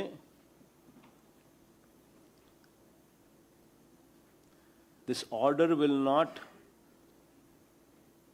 preclude the APPSC from adopting digital or any other such advanced modes for future evaluation, future examinations. However, the decision to adopt these new emerging methods should be taken strictly as per the law. ఫర్దర్గా వాళ్ళు చెప్పింది ఏంటంటే digital evaluation తాము తప్పు పెట్టలేమని notification దగ్గర నుంచి నోటిఫికేషన్లో దీని గురించి ప్రస్తావించలేదు కాబట్టి తాము మాన్యువల్ ఎవాల్యుయేషన్కు ఆదేశాలు ఇస్తున్నామని హైకోర్టు చెప్పింది. This is what high court said. So ఇది హైకోర్టు చెప్పిన తర్వాత అసలు digital evaluation is been cancelled. It is not been taken into consideration itself. High court ఆదేశాల మేరకు డిజిటల్ ఎవాల్యుయేషన్ను పక్కన పెట్టేసినారు. పక్కన పెట్టి మాన్యువల్ ఎవాల్యుయేషన్ చేయడం, ఆ మార్కుల ఆధారంగా వారందరికీ ఇంటర్వ్యూలు నిర్వహించడం, రిక్రూట్మెంట్ పూర్తి చేసి ఆ 165 మందికి పోస్టులు ఇచ్చినారు. ప్రతి దశ కూడా హైకోర్టు ఆదేశాలతోనే ప్రక్రియ అంతా నడిచింది.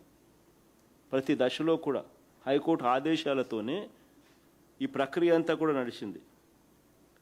ఇంకా విచిత్రం ఏమిటంటే 4 ఏళ్ల నుంచి వీళ్ళంతా ఉద్యోగాలు చేస్తూ ఉన్నారు, ఈ 165 మంది.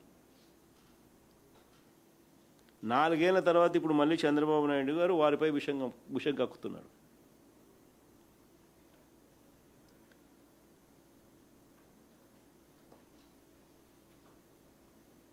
ఇందులో మొట్టమొదటిది ఆరోపణ, ఈ నుంచి నేను టెక్నికల్ పాయింట్స్ లేకపోతాం. ఇందులో మొట్టమొదటి ఆరోపణ వీళ్ళు చేస్తూ ఉన్నది ఏంది? డిజిటల్ ఎవాల్యుయేషన్లో ఏదో జరిగిపోయిందని, ఫలితాలు తారుమారు చేశారనేది ఆరోపణ. అదేగా వీళ్ళు చేస్తూ ఉన్న మొట్టమొదటి ఆరోపణ. ఒక్కొక్క ఆరోపణ చెప్పుకుంటూ పోతున్నాను. డిజిటల్ ఎవాల్యుయేషన్లో ఏదో జరిగిపోయిందని, ఫలితాలు తారుమారు చేశారని ఆరోపణ. నేను అడుగుతా ఉన్నా, అసలు డిజిటల్ ఎవాల్యుయేషనే హైకోర్టు పక్కన పెట్టినప్పుడు, అసలు డిజిటల్ ఎవాల్యుయేషనే కన్సిడరేషన్లోకి తీసుకోనప్పుడు, హైకోర్టు ఆర్డర్ ప్రకారము మాన్యువల్ ఎవాల్యుయేషన్ చేసిన తర్వాత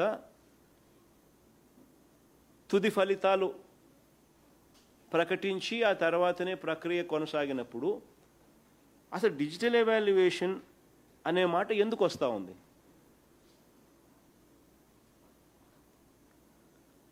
సీరియస్, వెరీ ఇంపార్టెంట్ పాయింట్.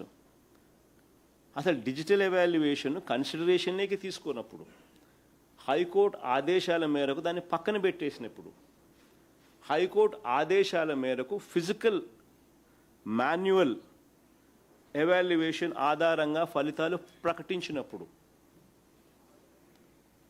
అసలు డిజిటల్ ఎవాల్యుయేషన్ కన్సిడరేషన్లోనే లేనప్పుడు డిజిటల్ ఎవాల్యుయేషన్ అనే మాట ఎందుకు వస్తూ ఉంది?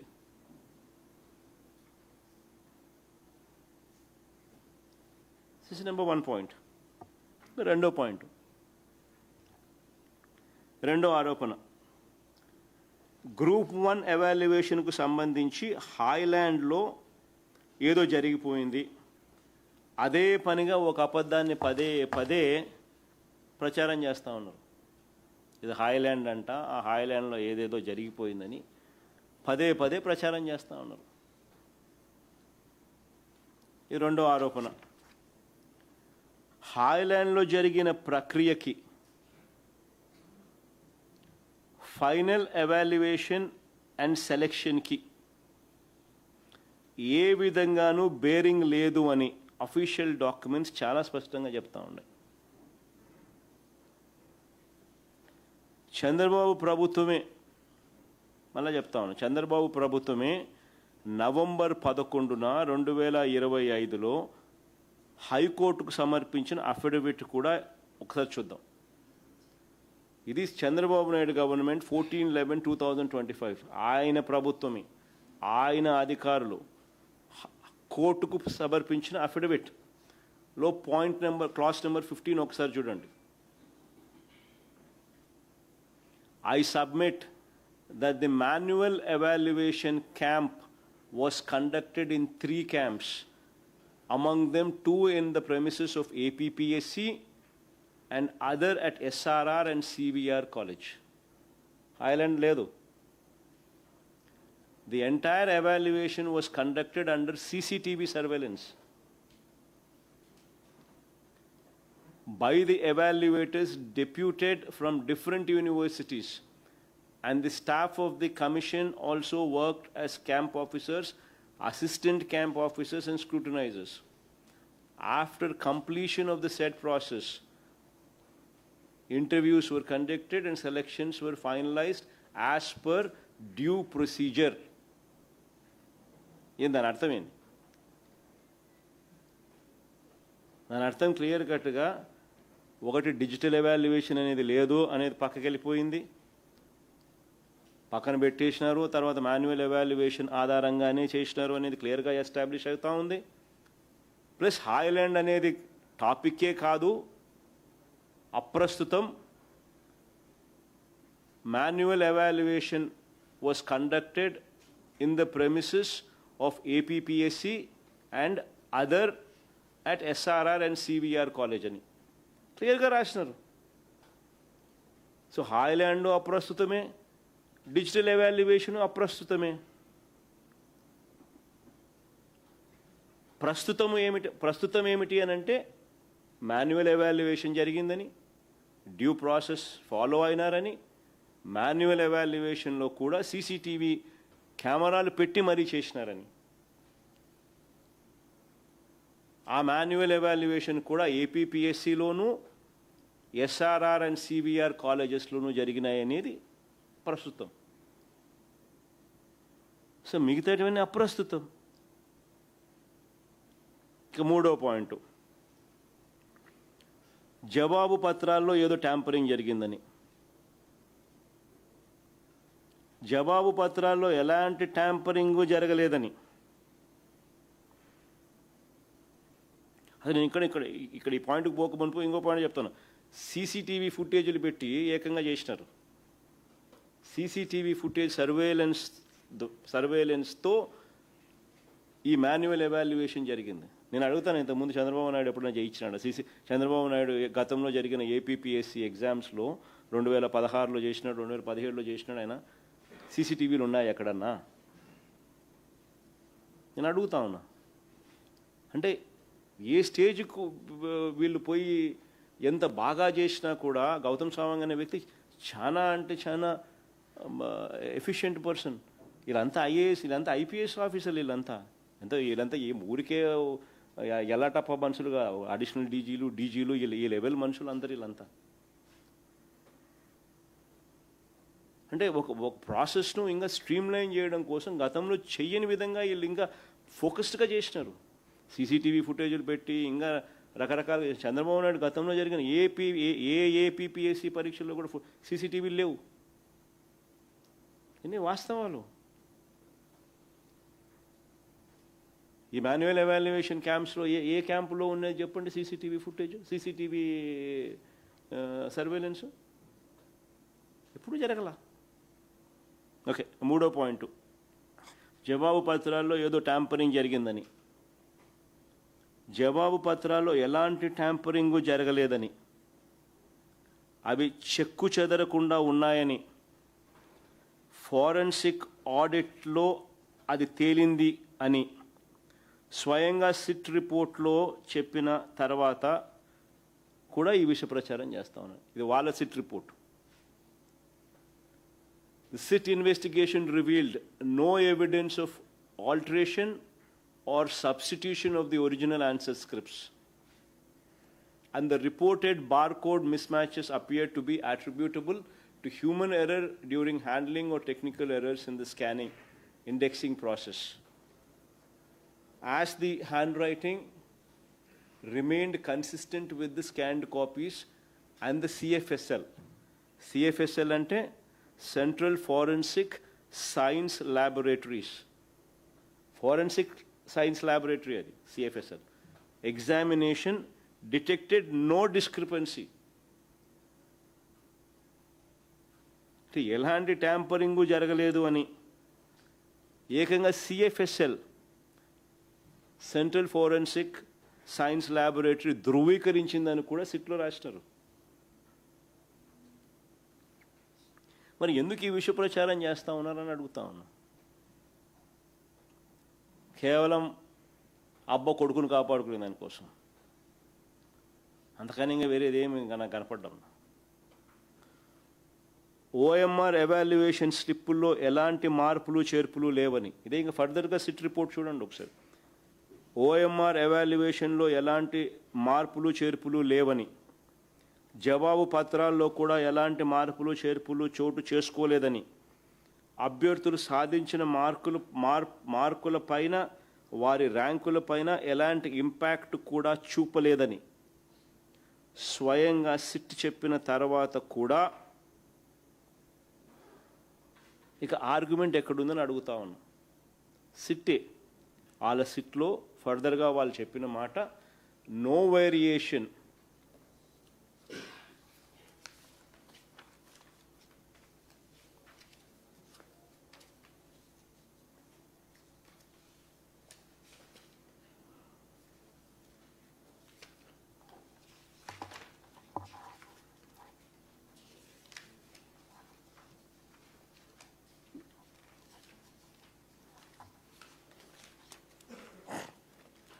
no variation whatsoever was found in the marks recorded on the OMR valuation slips. The discrepancies observed in the error lists were found to be technical in nature, arising from scanning and OMR reading issues, and did not result in any alteration, addition, deletion, or manipulation of the marks awarded to the candidates. Accordingly, the investigation established that the discrepancies in the error lists were attributable to technical scanning errors and had no impact on the marks secured by the candidates or the preparation of the general ranking list. Sit. వాళ్ళ సిట్టే ఇచ్చిన report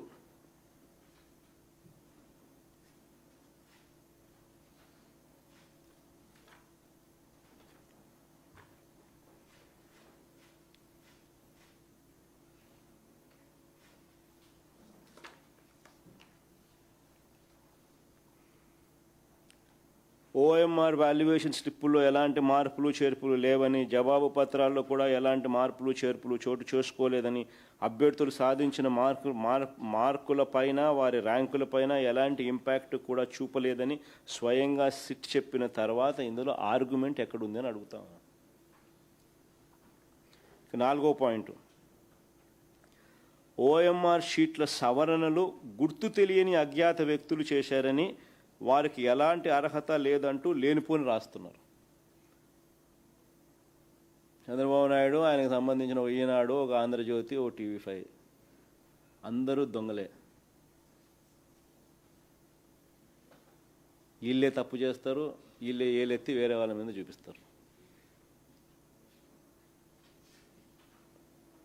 ఇది 4వ ఆరోపణ, OMR షీట్ల సవరణలు గుర్తు తెలియని అజ్ఞాత వ్యక్తులు చేశారని, వారికి ఎలాంటి అర్హత లేదంటూ లేనిపోని రాస్తూ ఉన్నారు. ఆశ్చర్యం అనిపిస్తుంది. సీసీటీవీ సర్వేలెన్స్లో జరుగుతుంది. CFL, central forensic science laboratory reports చెప్తా ఉన్నాయి ఎలాంటి ట్యాంపరింగ్ జరగలేదని. సిట్ రాయక తప్పని పరిస్థితుల్లో ఎన్ని కూడా రాస్తూ ఉంది. మరి ఏ రకంగా ఎవడో గుర్తు తెలియని అజ్ఞాత వ్యక్తులు చేశారని, వారికి ఎలాంటి అర్హత లేదని లేనిపోని రాస్తూ ఉన్నారు. ఓఎంఆర్ షీట్ల సవరణలు అంట ఎలా చేస్తారండి అట?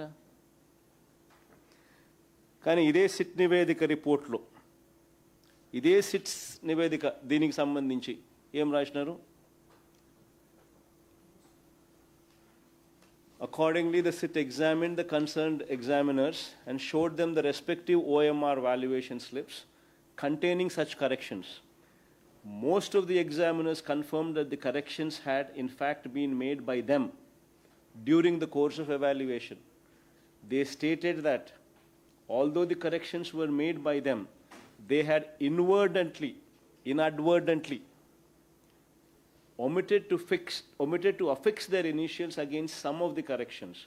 The examiners attributed this omission to oversight during the evaluation process and denied that the corrections had been made by any unauthorized persons. Thus, the investigation established that in the majority such cases, the absence of initials was attributable to the inadvertent omission of the concerned examiners rather than subsequent unauthorized alterations by the third parties. Clear cut గా రాశారు. ఏ రకంగా చెప్తా ఉన్నారని అడుగుతా ఉన్నా నేను. మీ సిట్లోని రిపోర్ట్లోని భాగాలు ఇవన్నీ సీసీటీవీ ఫుటేజ్లు ఉన్నాయి, సిఎఫ్ఎల్ రిపోర్ట్స్ ఉన్నాయి, సెంట్రల్ ఫోరెన్సిక్ ల్యాబ్ రిపోర్ట్స్ ఉన్నాయి. మీ సిట్టే రాసిన రిపోర్టు ఎగ్జామినర్స్ ఎవరైతే చేసినారో వాళ్ళనే అడిగినారు. వీళ్ళంతా పోయి హ్యాండ్ రైటింగ్ టెస్ట్ చేసినారు, హ్యాండ్ రైటింగ్ చెక్ చేసినారు.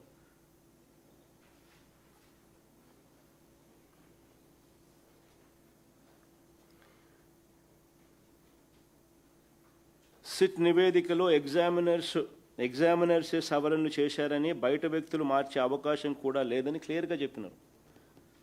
ఇక్కడ నిజంగా అసలు మోస్ట్ ఇంపార్టెంట్ పాయింట్ ఏమిటంటే, ఇక్కడ మళ్ళీ ఈ పాయింట్ నేను రీట్రేట్ చేస్తున్నాను. ఇక్కడ మోస్ట్ ఇంపార్టెంట్ పాయింట్ ఏంటంటే, మేము అధికారంలోకి వచ్చే నాటికే ప్రిలిమ్స్ అయిపోయినాయి స్వామి. మేము ప్రిలిమ్స్ పాస్ అయిపోయిన వాళ్ళకు మాత్రమే మెయిన్స్ కండక్ట్ చేసినారు. వీళ్ళు వాళ్ళకు మాత్రమే ఉద్యోగాలు ఇచ్చే కార్యక్రమాలు జరుగుతున్నాయి వాళ్ళల్లోనే. అసలు ఎవరికైనా ఏ ఇంట్రెస్ట్ అయినా ఎందుకు ఉంటాయి? అందులో దానికి సంబంధించి బోర్డులో వాళ్ళే ఉన్నారు సగం మంది.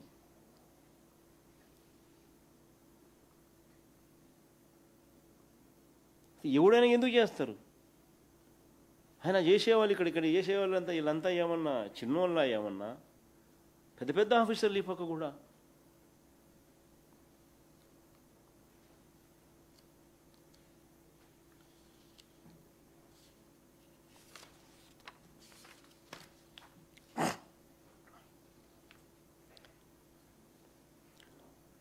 ఐదోది, ఒకసారి దిద్దిన తర్వాత కరెక్షన్స్ చేశారని చెప్తున్నారు. ఒకసారి దిద్దిన తర్వాత కరెక్షన్స్ చేశారట. నిజంగా నాకు ఆశ్చర్యం అనిపిస్తుంది.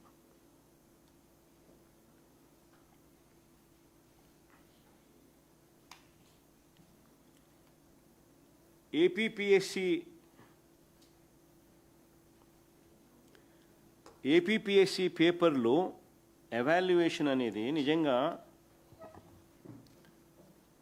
ఎలా జరుగుతాయి అనేది ఒకసారి అర్థం కావాలి. ఒకసారి దిద్దిన తర్వాత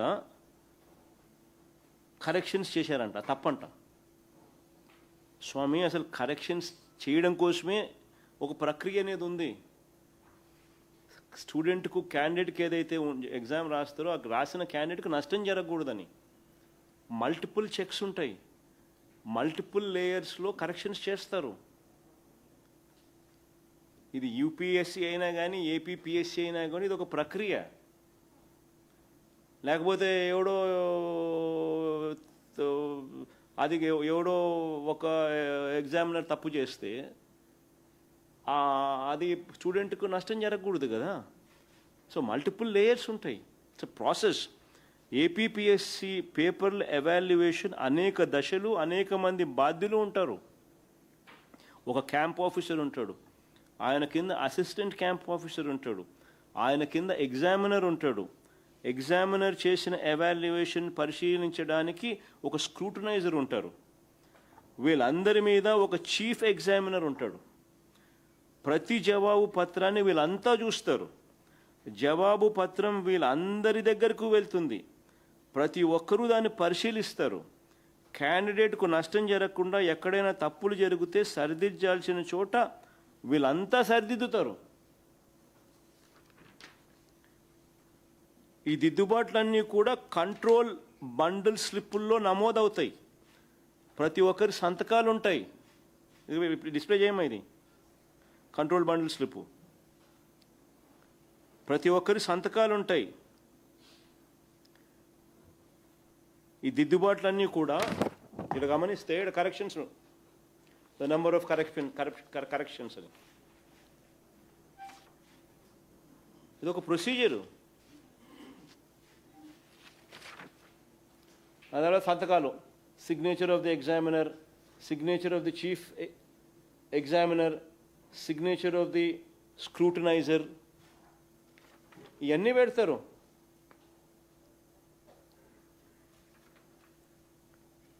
ఇంకా ఇంకోటి మీ అందరికీ తెలియాల్సిన అవసరం ఏంటంటే ఏ పేపర్ ఎవరిది అని, ఏ స్టూడెంట్ది అని ఎవరికీ తెలియదు. బార్కోడ్,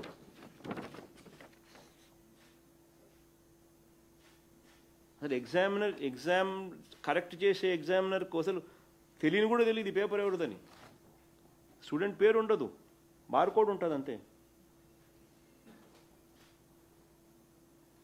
మన సీసీటీవీ ఫుటేజ్లు కూడా కొత్తగా యాడ్ చేసినారు, సీసీటీవీలకు కూడా. ఎట్లా చేస్తారండి అసలు? ఈ దిద్దుబాట్లన్నీ కూడా కంట్రోల్ బండిల్ స్లిప్లో నమోదవుతాయి, ప్రతి ఒక్కరి సంతకాలు ఉంటాయి. సవరణలు అనేవి ఎవాల్యుయేషన్ ప్రక్రియలో ఒక భాగం, ఏపీపీఎస్సీ అయినా సరే యూపీఎస్సీలో అయినా కూడా. ఇంకా సుప్రీంకోర్టు జడ్జిమెంట్ కూడా ఉంటుంది, అది కూడా చూపించము ఒకసారి.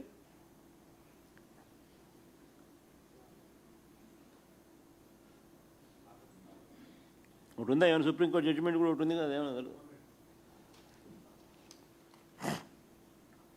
అసలు ఇదంతా ఒక ప్రొసీజర్ ఎక్స్ప్లెయిన్ చేస్తూ,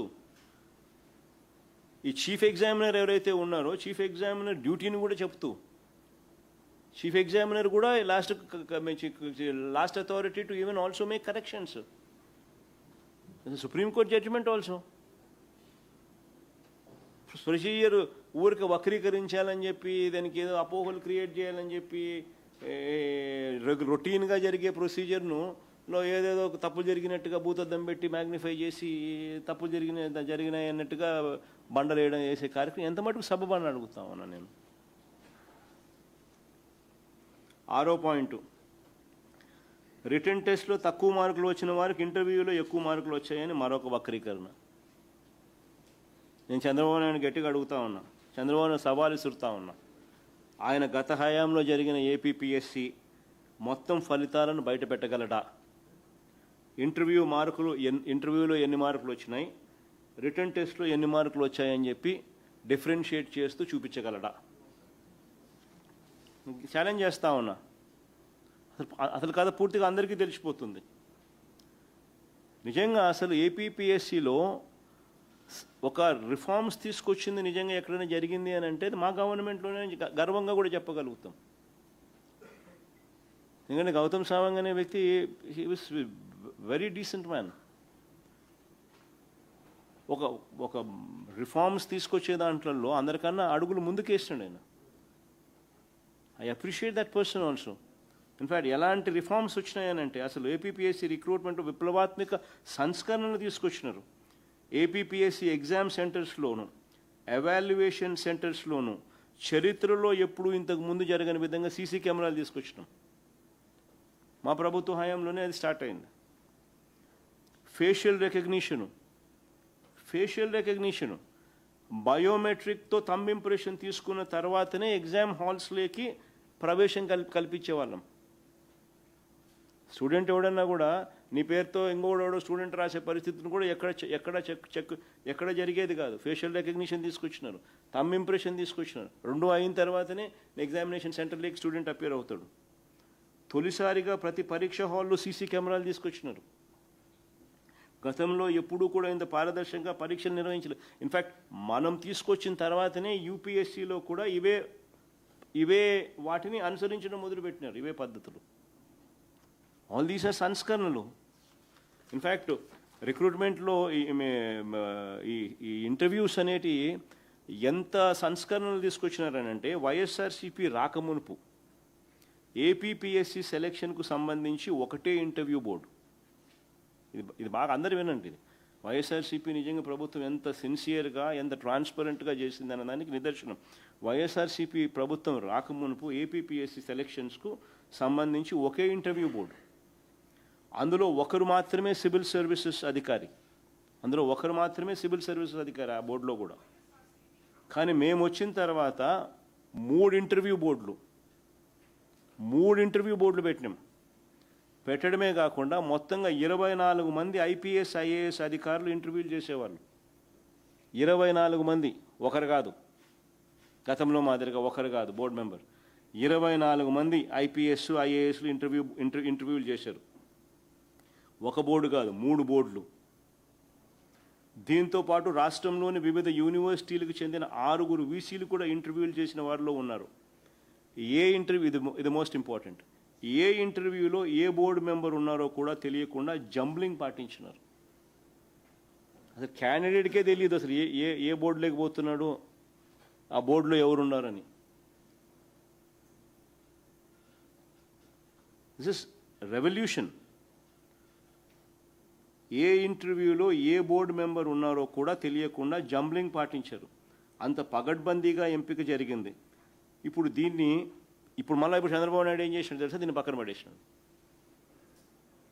చంద్రబాబు నాయుడు ఏం చేసినాడు అది కూడా అందరికీ తెలియాలి. చంద్రబాబు నాయుడు దీన్ని పక్కన పడేసి మళ్ళీ ఒకే ఇంటర్వ్యూ బోర్డును చంద్రబాబు నాయుడు తీసుకొచ్చినాడు, మళ్ళీ పాత పద్ధతి. అంటే ఒకరే సివిల్ సర్వీసెస్ అధికారి. 24 మంది మా ప్రభుత్వ హయాంలో, ఇప్పుడు ఒకరు. అసలు మా ప్రభుత్వానికి ఈ ప్రభుత్వానికి తేడా ఎంత ఉంది అని చెప్పడానికి నిజంగా మా హయాంలో 130,000 మంది ఉద్యోగాలు ఇచ్చిన గ్రామ సచివాలయాల్లో ఎక్కడన్నా ఒక్క కంప్లైంట్ వచ్చిందని అడుగుతా ఉన్నా.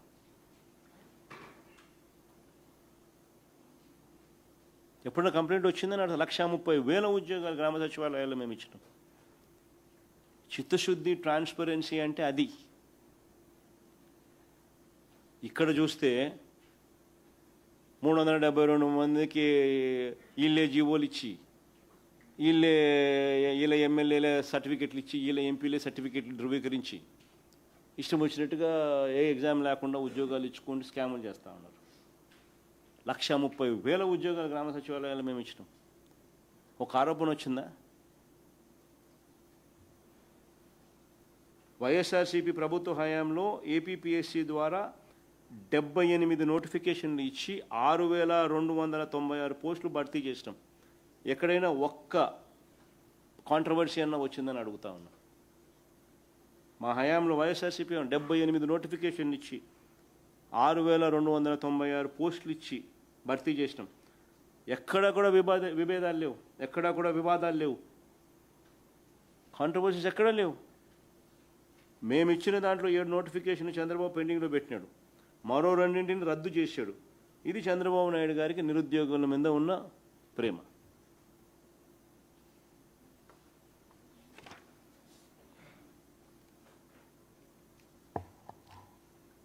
ఆశ్చర్యం లేదు సార్, చంద్రబాబు నాయుడు ఆరోపణలు నిజంగా చూస్తూ ఉంటే ఒక్కొక్కసారి. ఇంకోటి అంటాడు, కొంతమంది ఎవాల్యుయేటర్స్ 7th పాయింట్, కొంతమంది ఎవాల్యుయేటర్స్ సెల్ ఫోన్లో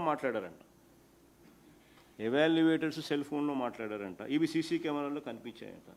అసలు నేను అడుగుతాను, అసలు బుద్ధి జ్ఞానం ఉందా చంద్రబాబు నాయుడు నీకు అని చెప్పి అడుగుతా ఉన్నా. అసలు పేపర్ ఎవరిది అనేది ఎవరికి తెలియదు, బార్ కోడ్ ఉంటుంది, అసలు క్యాండిడేట్ పేరు కూడా ఉండదు.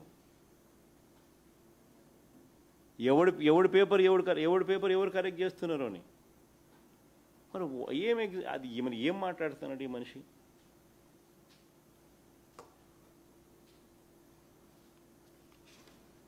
పైగా సీసీ కెమెరాలు కూడా ఉన్నాయి. మళ్ళీ అలా ఫోన్లలో మాట్లాడిన వారిని విచారించారు కదా, మళ్ళీ అడుగుతాను. అది కూడా ఫోన్లో మాట్లాడినానంటాను కదా, సీసీ కెమెరాలో కనిపించినాయి కాబట్టి నువ్వు అడుగుతావు. నువ్వు మరి వాళ్ళని విచారించినారు కదా, ఏం జరిగింది? వాళ్ళు ఏమైనా చెప్పినారా?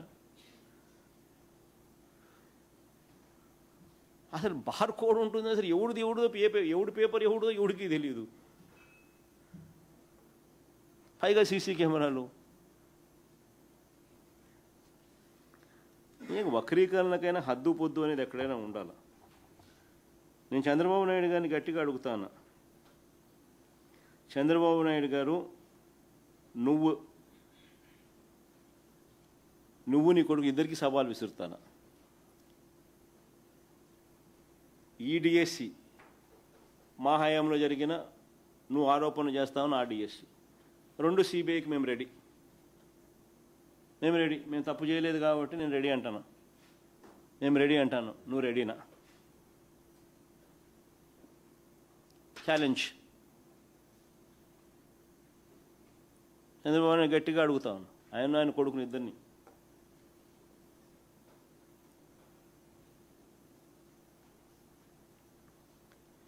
డిఎస్సి 2025 పైనే కాదు, 2018 గ్రూప్ 1 నోటిఫికేషన్ మీద కూడా సిబిఐ ఎంక్వైరీకి మేము రెడీ.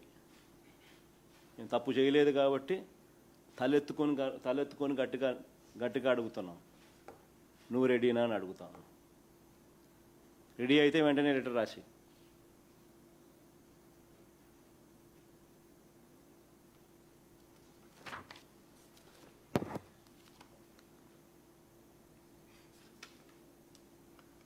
అప్పటి డిఎస్సి పరీక్షకు, అంటే మా హయాంలో జరిగిన డిఎస్సి పరీక్షకు ఇప్పుడు డిఎస్సి పరీక్షకు ఇప్పుడు అదేంటే ఏపీపీఎస్సీని డిఎస్సిని కదా చూడండి. ఏపీపీఎస్సీ అప్పుడు ఏపీపీఎస్సీ ఇప్పుడు ఏపీపీఎస్సీకి రెండు పబ్లిక్ సర్వీస్ కమిషనే కదా, పరిధిలోకి వస్తాయి కదా రెండు కూడా. డిఎస్సి అప్పటి ఏపీపీఎస్సీ పరీక్ష ఇప్పుడు డిఎస్సి మాదిరిగా పేపర్ లీకేజ్ అనేది ఇంతకుముందు నేను చెప్పిన కొన్ని అప్పటికి ఇప్పటికీ మధ్య తేడాలు చెప్పిన. తేడాలు ఏంటి? First time in the history పరీక్షే రాయకుండా నువ్వు టీచర్ ఉద్యోగాలు ఇస్తూ ఉన్నావు. ఇంతకుముందు ఎప్పుడైనా జరిగిందా? జీవోలు ఇచ్చింది సాక్షాత్తు ఎడ్యుకేషన్ మంత్రి అనే వ్యక్తి సంతకాలు లేకోకుండా, ఎడ్యుకేషన్ మంత్రి కాంకరెన్స్ లేకుండా జీవోలు ఇవ్వగలుగుతారా? అంటే డైరెక్ట్గా జీవోలు నువ్వే ఇచ్చి వ్యవస్థను ఫెసిలిటేట్ చేసి 372 మందికి ఉద్యోగాలు ఇచ్చిన తర్వాత మళ్ళీ జీవోలను రద్దు చేసినాం. గేట్లు ఎత్తినాం, 372 మందిని నింపినాం, మళ్ళీ గేట్లు మూసేసినాం. ఇది డైరెక్ట్గా చంద్రబాబు నాయుడు గారి కొడుకే ఎడ్యుకేషన్ మినిస్టర్. మరి ఇది బిగ్గెస్ట్ ఫ్లా. చరిత్రలో ఇంతవరకు ఎప్పుడూ కూడా డిఎస్సి పరీక్షే రాయాల్సిన అవసరం రాయకుండానే టీచర్ ఉద్యోగాలు వచ్చిన పరిస్థితి చరిత్రలో ఎప్పుడూ లేదు. ఫస్ట్ టైం ఇది జరుగుతుంది. అప్పటికి ఇప్పటికీ తేడా. రెండో తేడా, అవుట్సోర్సింగ్ ఎంప్లాయీ ఫస్ట్ ర్యాంక్ ఎలా వచ్చింది? వచ్చిన ఆ వ్యక్తికి నువ్వు ఎందుకు మెరిట్ లిస్ట్ మార్చినావు? మెరిట్ లిస్ట్లో తన పేరు ఫస్ట్ వచ్చి తర్వాత మెరిట్ లిస్ట్లో తన పేరు లేకుండా ఎందుకు చేసినావు? తన ఐడిని ఎందుకు బ్లాక్ చేసినావు? తన కాల్ లెటర్ ఎందుకు పంపలా?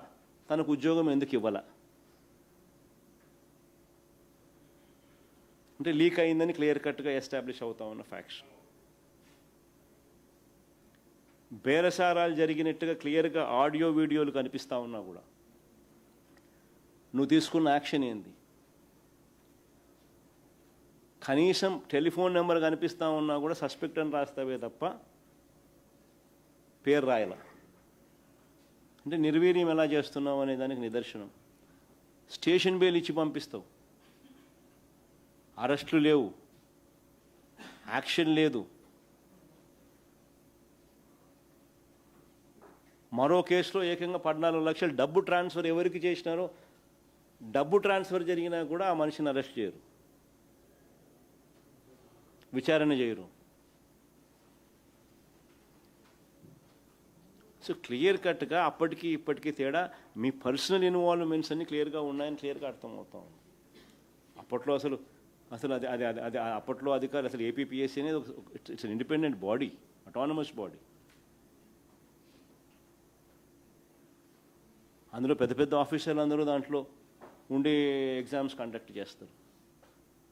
ఇలాంటి దాంట్లో దొరలా. నువ్వేదో తప్పుడు ఆరోపణలు చేయడం తప్పనిచ్చి ఎవరికి వెస్టెడ్ ఇంట్రెస్ట్లు అంతకన్నా లేవు. పైగా మా ప్రభుత్వం రాకమునిపే ప్రిలిమ్స్ కూడా మీరే అయిపోయి చేసినారు. మేము ప్రిలిమ్స్లో పాస్ అయిన వాళ్ళకే మా వాళ్ళు మా ప్రభుత్వంలో తర్వాత మెయిన్స్ కండక్ట్ చేసి మాన్యువల్ కరెక్షన్స్ చేసి కోర్టు ఆర్డర్ల ప్రకారం కోర్టు ఆధ్వర్యంలోనే ప్రతి ప్రక్రియ జరిపి ఉద్యోగాలు ఇచ్చినారు. ఏం తప్పులు జరిగింది?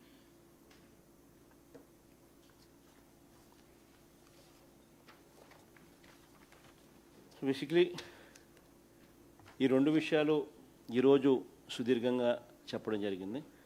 నెక్స్ట్ వెడ్నెస్డే మళ్ళీ నెక్స్ట్ వీక్ ఇంతకుముందు నేను చెప్పినట్టుగా రైతుల సమస్యలు, సంక్షోభము, కరువు అండ్ ఆల్సో బీసీలకు సంబంధించి ఎవరు ఏం చేసినారు, బీసీల రిజర్వేషన్లకు సంబంధించి అంశాలు, ప్లస్ పోలీసుల చేతనే డైరెక్ట్గా దగ్గరుండి గంజాయి అమ్మిస్తూ ఉన్న పరిస్థితి, రాష్ట్రం మొత్తం గంజాయి ఆంధ్రప్రదేశ్గా ఎలా మారిపోయింది, ఈరోజు ఏ రకంగా ప్రతి ఊరి చివర ప్రతి ఊర్లోకి గంజాయి పాకింది. ఇంత దారుణంగా గంజాయి మద్యం గ్రామ స్థాయిలోకి వెళ్ళిపోయిన పరిస్థితులు ఎప్పుడూ లేవు. ఎక్కడ చూసినా, ఏ సందు చూసినా బెల్ట్ షాప్ కనిపిస్తుంది, ఏ ఊరు చూసినా బెల్ట్ షాప్ కనిపిస్తుంది, ఏ సందు ఏ ఊరిలో చూసినా గంజాయి దొరుకుతాం. డైరెక్ట్గా పోలీసులే గంజాయి అమ్మిస్తూ ఉన్నారు. ఈ పరిస్థితి ఇంతకుముందు ఎప్పుడూ లేదు. వీటి మీద సుదీర్ఘంగా నెక్స్ట్ వీక్ మళ్ళీ మాట్లాడతాం. సార్, ఈ మెగా డిఎస్సి అంశానికి సంబంధించి మీరు సిబిఐ ఎంక్వైరీ కోసం ప్రభుత్వాన్ని ఎన్నిసార్లు డిమాండ్ చేస్తా ఉన్నా ప్రభుత్వం నుంచి సానుకూల స్పందన రావట్లేదు. సో మీరేమైనా డైరెక్ట్గా సిబిఐకి లేఖ రాయటం కానీ లేకపోతే ఆధారాలు సమర్పించడం కానీ మెగా డిఎస్సి విషయంలో మీరు సిబిఐ ఎంక్వైరీ కోసం చాలా రోజులుగా పోరాటం చేస్తూ ఉన్నారు. బట్ ప్రభుత్వం ఈ విషయంలో స్పందించడం లేదు కదా. మీరే డైరెక్ట్గా ఏమైనా సిబిఐకి లేఖ రాయటం కానీ లేదంటే ఈ ఆధారాలు అందించడం కానీ ఎట్లాంటి ఆలోచన ఏమైనా చేస్తూ ఉన్నారు సార్?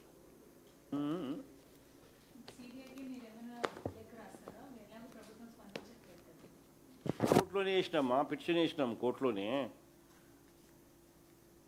కోర్టులో పిటిషన్ ఉంది సిబిఐ ఎంక్వైరీ వేయాలని చెప్పి. జరుగుతూ ఉంది ఒక పిటిషన్ కూడా. అసలు నిజంగా నీకు చిత్తశుద్ధి ఉంటే నీకు ఛాలెంజ్ విసురుతున్నా కదా నేను. నేను రెడీ, నువ్వు రెడీనా అంటున్నాను కదా నేను. 2 ఇష్యూస్ని సిబిఐకి పంపిద్దామని చెప్పి ఛాలెంజ్ తీసుకునేది కదా, రెడీ తీసుకోమని చెప్పు. That is what we been calling for. మన తరపు నుంచి కూడా మన ఎంపీలతో రిప్రజెంటేషన్ ఆల్రెడీ పంపించినాము, ప్రధానమంత్రికి రాసినాము.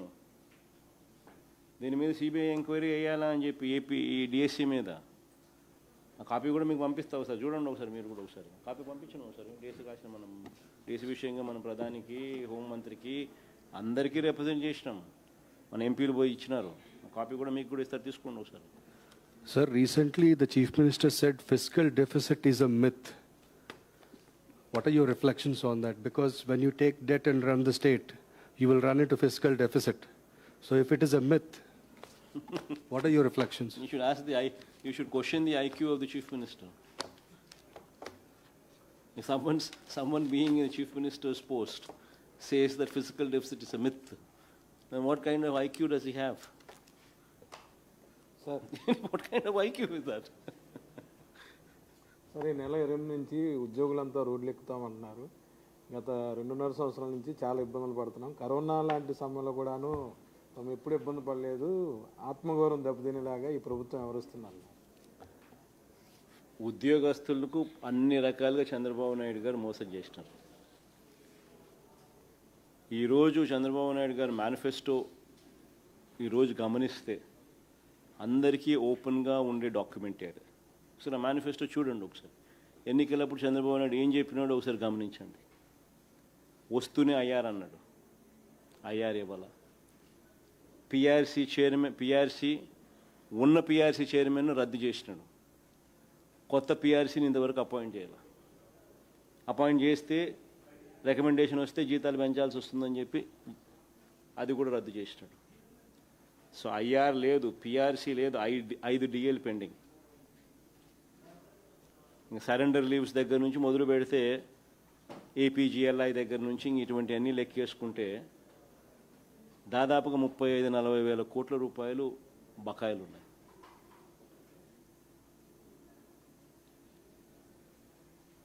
సిపిఎస్ సిపిఎస్ను కూడా తీసేస్తాను అని చెప్పిన హామీ కూడా అది కూడా మా ప్రభుత్వ హయాంలో కనీసం ఎంప్లాయీస్ గురించి ఆలోచన చేసి మేము తెచ్చిన ఒక రెవల్యూషను దేశం మొత్తం ఫాలో అవుతుంది ఈరోజు జీపీఎస్ గ్యారంటీడ్ పెన్షన్ స్కీమ్. ఇప్పుడు అది లేదు, ఇది లేదు.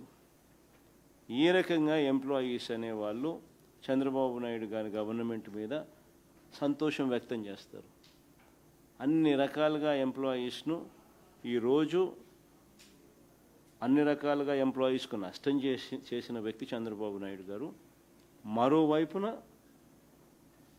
వాళ్ళ ఆత్మస్థైర్యాన్ని దెబ్బతీస్తూ ఉన్నాడు, వాళ్ళ ఆత్మవిశ్వాసాన్ని దెబ్బతీస్తూ ఉన్నాడు. వాళ్ళ సమస్యల రిప్రజెంటేషన్ కోసం మా పార్టీ ఎంపీలతో కలిసి ఢిల్లీకి వెళ్ళి రిప్రజెంటేషన్ ఇస్తే, which is a genuine problem. TET అనేది వాళ్ళు సెలెక్ట్ అయినప్పుడు టెట్ ఎగ్జామ్ లేదు. టెట్ అనేది వచ్చింది సబ్సిక్వెంట్గా టెట్ వచ్చింది. ఆ సబ్సిక్వెంట్గా వచ్చిన ఆ టెట్ను ఇప్పుడు కోర్టు మిస్లెడ్ అయ్యి వీళ్ళు టెట్ రాయాలా ఇప్పుడు అని చెప్పి సుప్రీంకోర్టు చెప్పింది. దాన్ని ఛాలెంజ్ చేయాల్సింది పోయి సెంట్రల్ గవర్నమెంట్కు కోర్టుకు వాస్తవాలు చెప్పాల్సింది పోయి ఈరోజు వీళ్ళు టెట్ రాయాలని అంటే టెట్ కవర్స్ టెట్ 25 సంవత్సరాల నుంచి వాళ్ళంతా ఒకే సబ్జెక్ట్ టీచ్ చేస్తూ ఉన్నారు. టెట్ కవర్స్ అన్ని సబ్జెక్ట్స్. టెట్ ఈరోజు పాస్ కావాలంటే ఆ టీచర్లు పాస్ కావాలంటే కష్టము. బికాస్ టెట్ వాళ్ళు 25 ఏళ్ళ నుంచి ఒకే సబ్జెక్ట్ మీద చదువు చెప్తున్నారు. ఈ టెట్ ఏమో అన్ని సబ్జెక్టులు కాంప్రహెన్సివ్గా కవర్ అవుతాయి. ఈ టెట్ పాస్ కావాలి అని అంటే ఇప్పుడు వాళ్లకు ప్రాక్టికల్గా అయ్యే పని కాదు. ఎలా సాధ్యమవుతుంది? వాళ్ళు రిక్రూట్మెంట్ అయిన రోజున టెట్ ఉన్నదా? లేదు కదా. ఆ రోజు ఏం ఎగ్జామ్స్ ఉన్నాయో ఆ ఎగ్జామ్స్ వాళ్ళు రాసి గవర్నమెంట్ కాంపిటేటివ్ ఎగ్జామ్స్ పాస్ అయిన తర్వాతనే వాళ్ళకు ఉద్యోగాలు వచ్చినాయి. ఆ రోజు టెట్ లేదు, ఈరోజు టెట్ ఉంది. ఈరోజు రాసేవాళ్ళు నువ్వు టెట్ పాస్ అయ్యి రాస్తారు ఆబ్వియస్లీ. కానీ ఆ రోజు నువ్వు పాస్ అయినప్పుడు టెట్టే లేనప్పుడు ఈరోజు నువ్వు టెట్ రాయాలి అని చెప్పి నువ్వు ఉత్తర్వులు ఇస్తే, ఒకవేళ నువ్వు టెట్ రాయకపోతే నేను నీ ఉద్యోగం తీసేస్తానని చెప్పి వాళ్ళని ఎత్తిన కత్తి పెడితే ఒక గవర్నమెంట్గా నువ్వేం చేస్తున్నావు? నీ ఎంప్లాయీస్ నష్టపోతూ ఉన్నారు, నీ టీచర్లు నష్టపోతూ ఉన్నారు.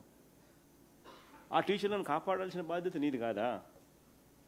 నువ్వు ఎన్డీఏలో భాగస్వామి, నువ్వు పోయి ఢిల్లీలో కొట్లాడాలా. ఎన్డీఏలో నువ్వు పోయి చట్టంలో సవరణ తీసుకొని వచ్చే విధంగా, చట్టం చేసే విధంగా నువ్వు గట్టిగా ఒత్తిడి తీసుకొని రావాలా. చట్టం చేయించిన తర్వాత కోర్టుకు ఆ చట్టాన్ని నువ్వు ప్రొడ్యూస్ చేయాలా. కోర్టులో గవర్నమెంట్ సైడ్ నుంచి ఆర్గ్యుమెంట్స్ చేయించాలి ఎఫెక్టివ్గా. నువ్వేం చేస్తున్నావు? ఏమి చేయడం. ఆ టీచర్లు కొద్ది గొప్ప ఢిల్లీకి పోయి పాపం వాళ్ళే కష్టపడి మా ఎంపీలు పట్టుకొని వాళ్ళు ఎడ్యుకేషన్ మినిస్టర్ని కలిసి వాళ్ళు ప్రివేల్ అయ్యి ఎక్స్ప్లెయిన్ చేసి చేయించే ప్రయత్నం వాళ్ళు చేస్తూ ఉంటే వాళ్ళ మీద సస్పెన్షన్. ఎందుకు సస్పెన్షన్ చేస్తాం?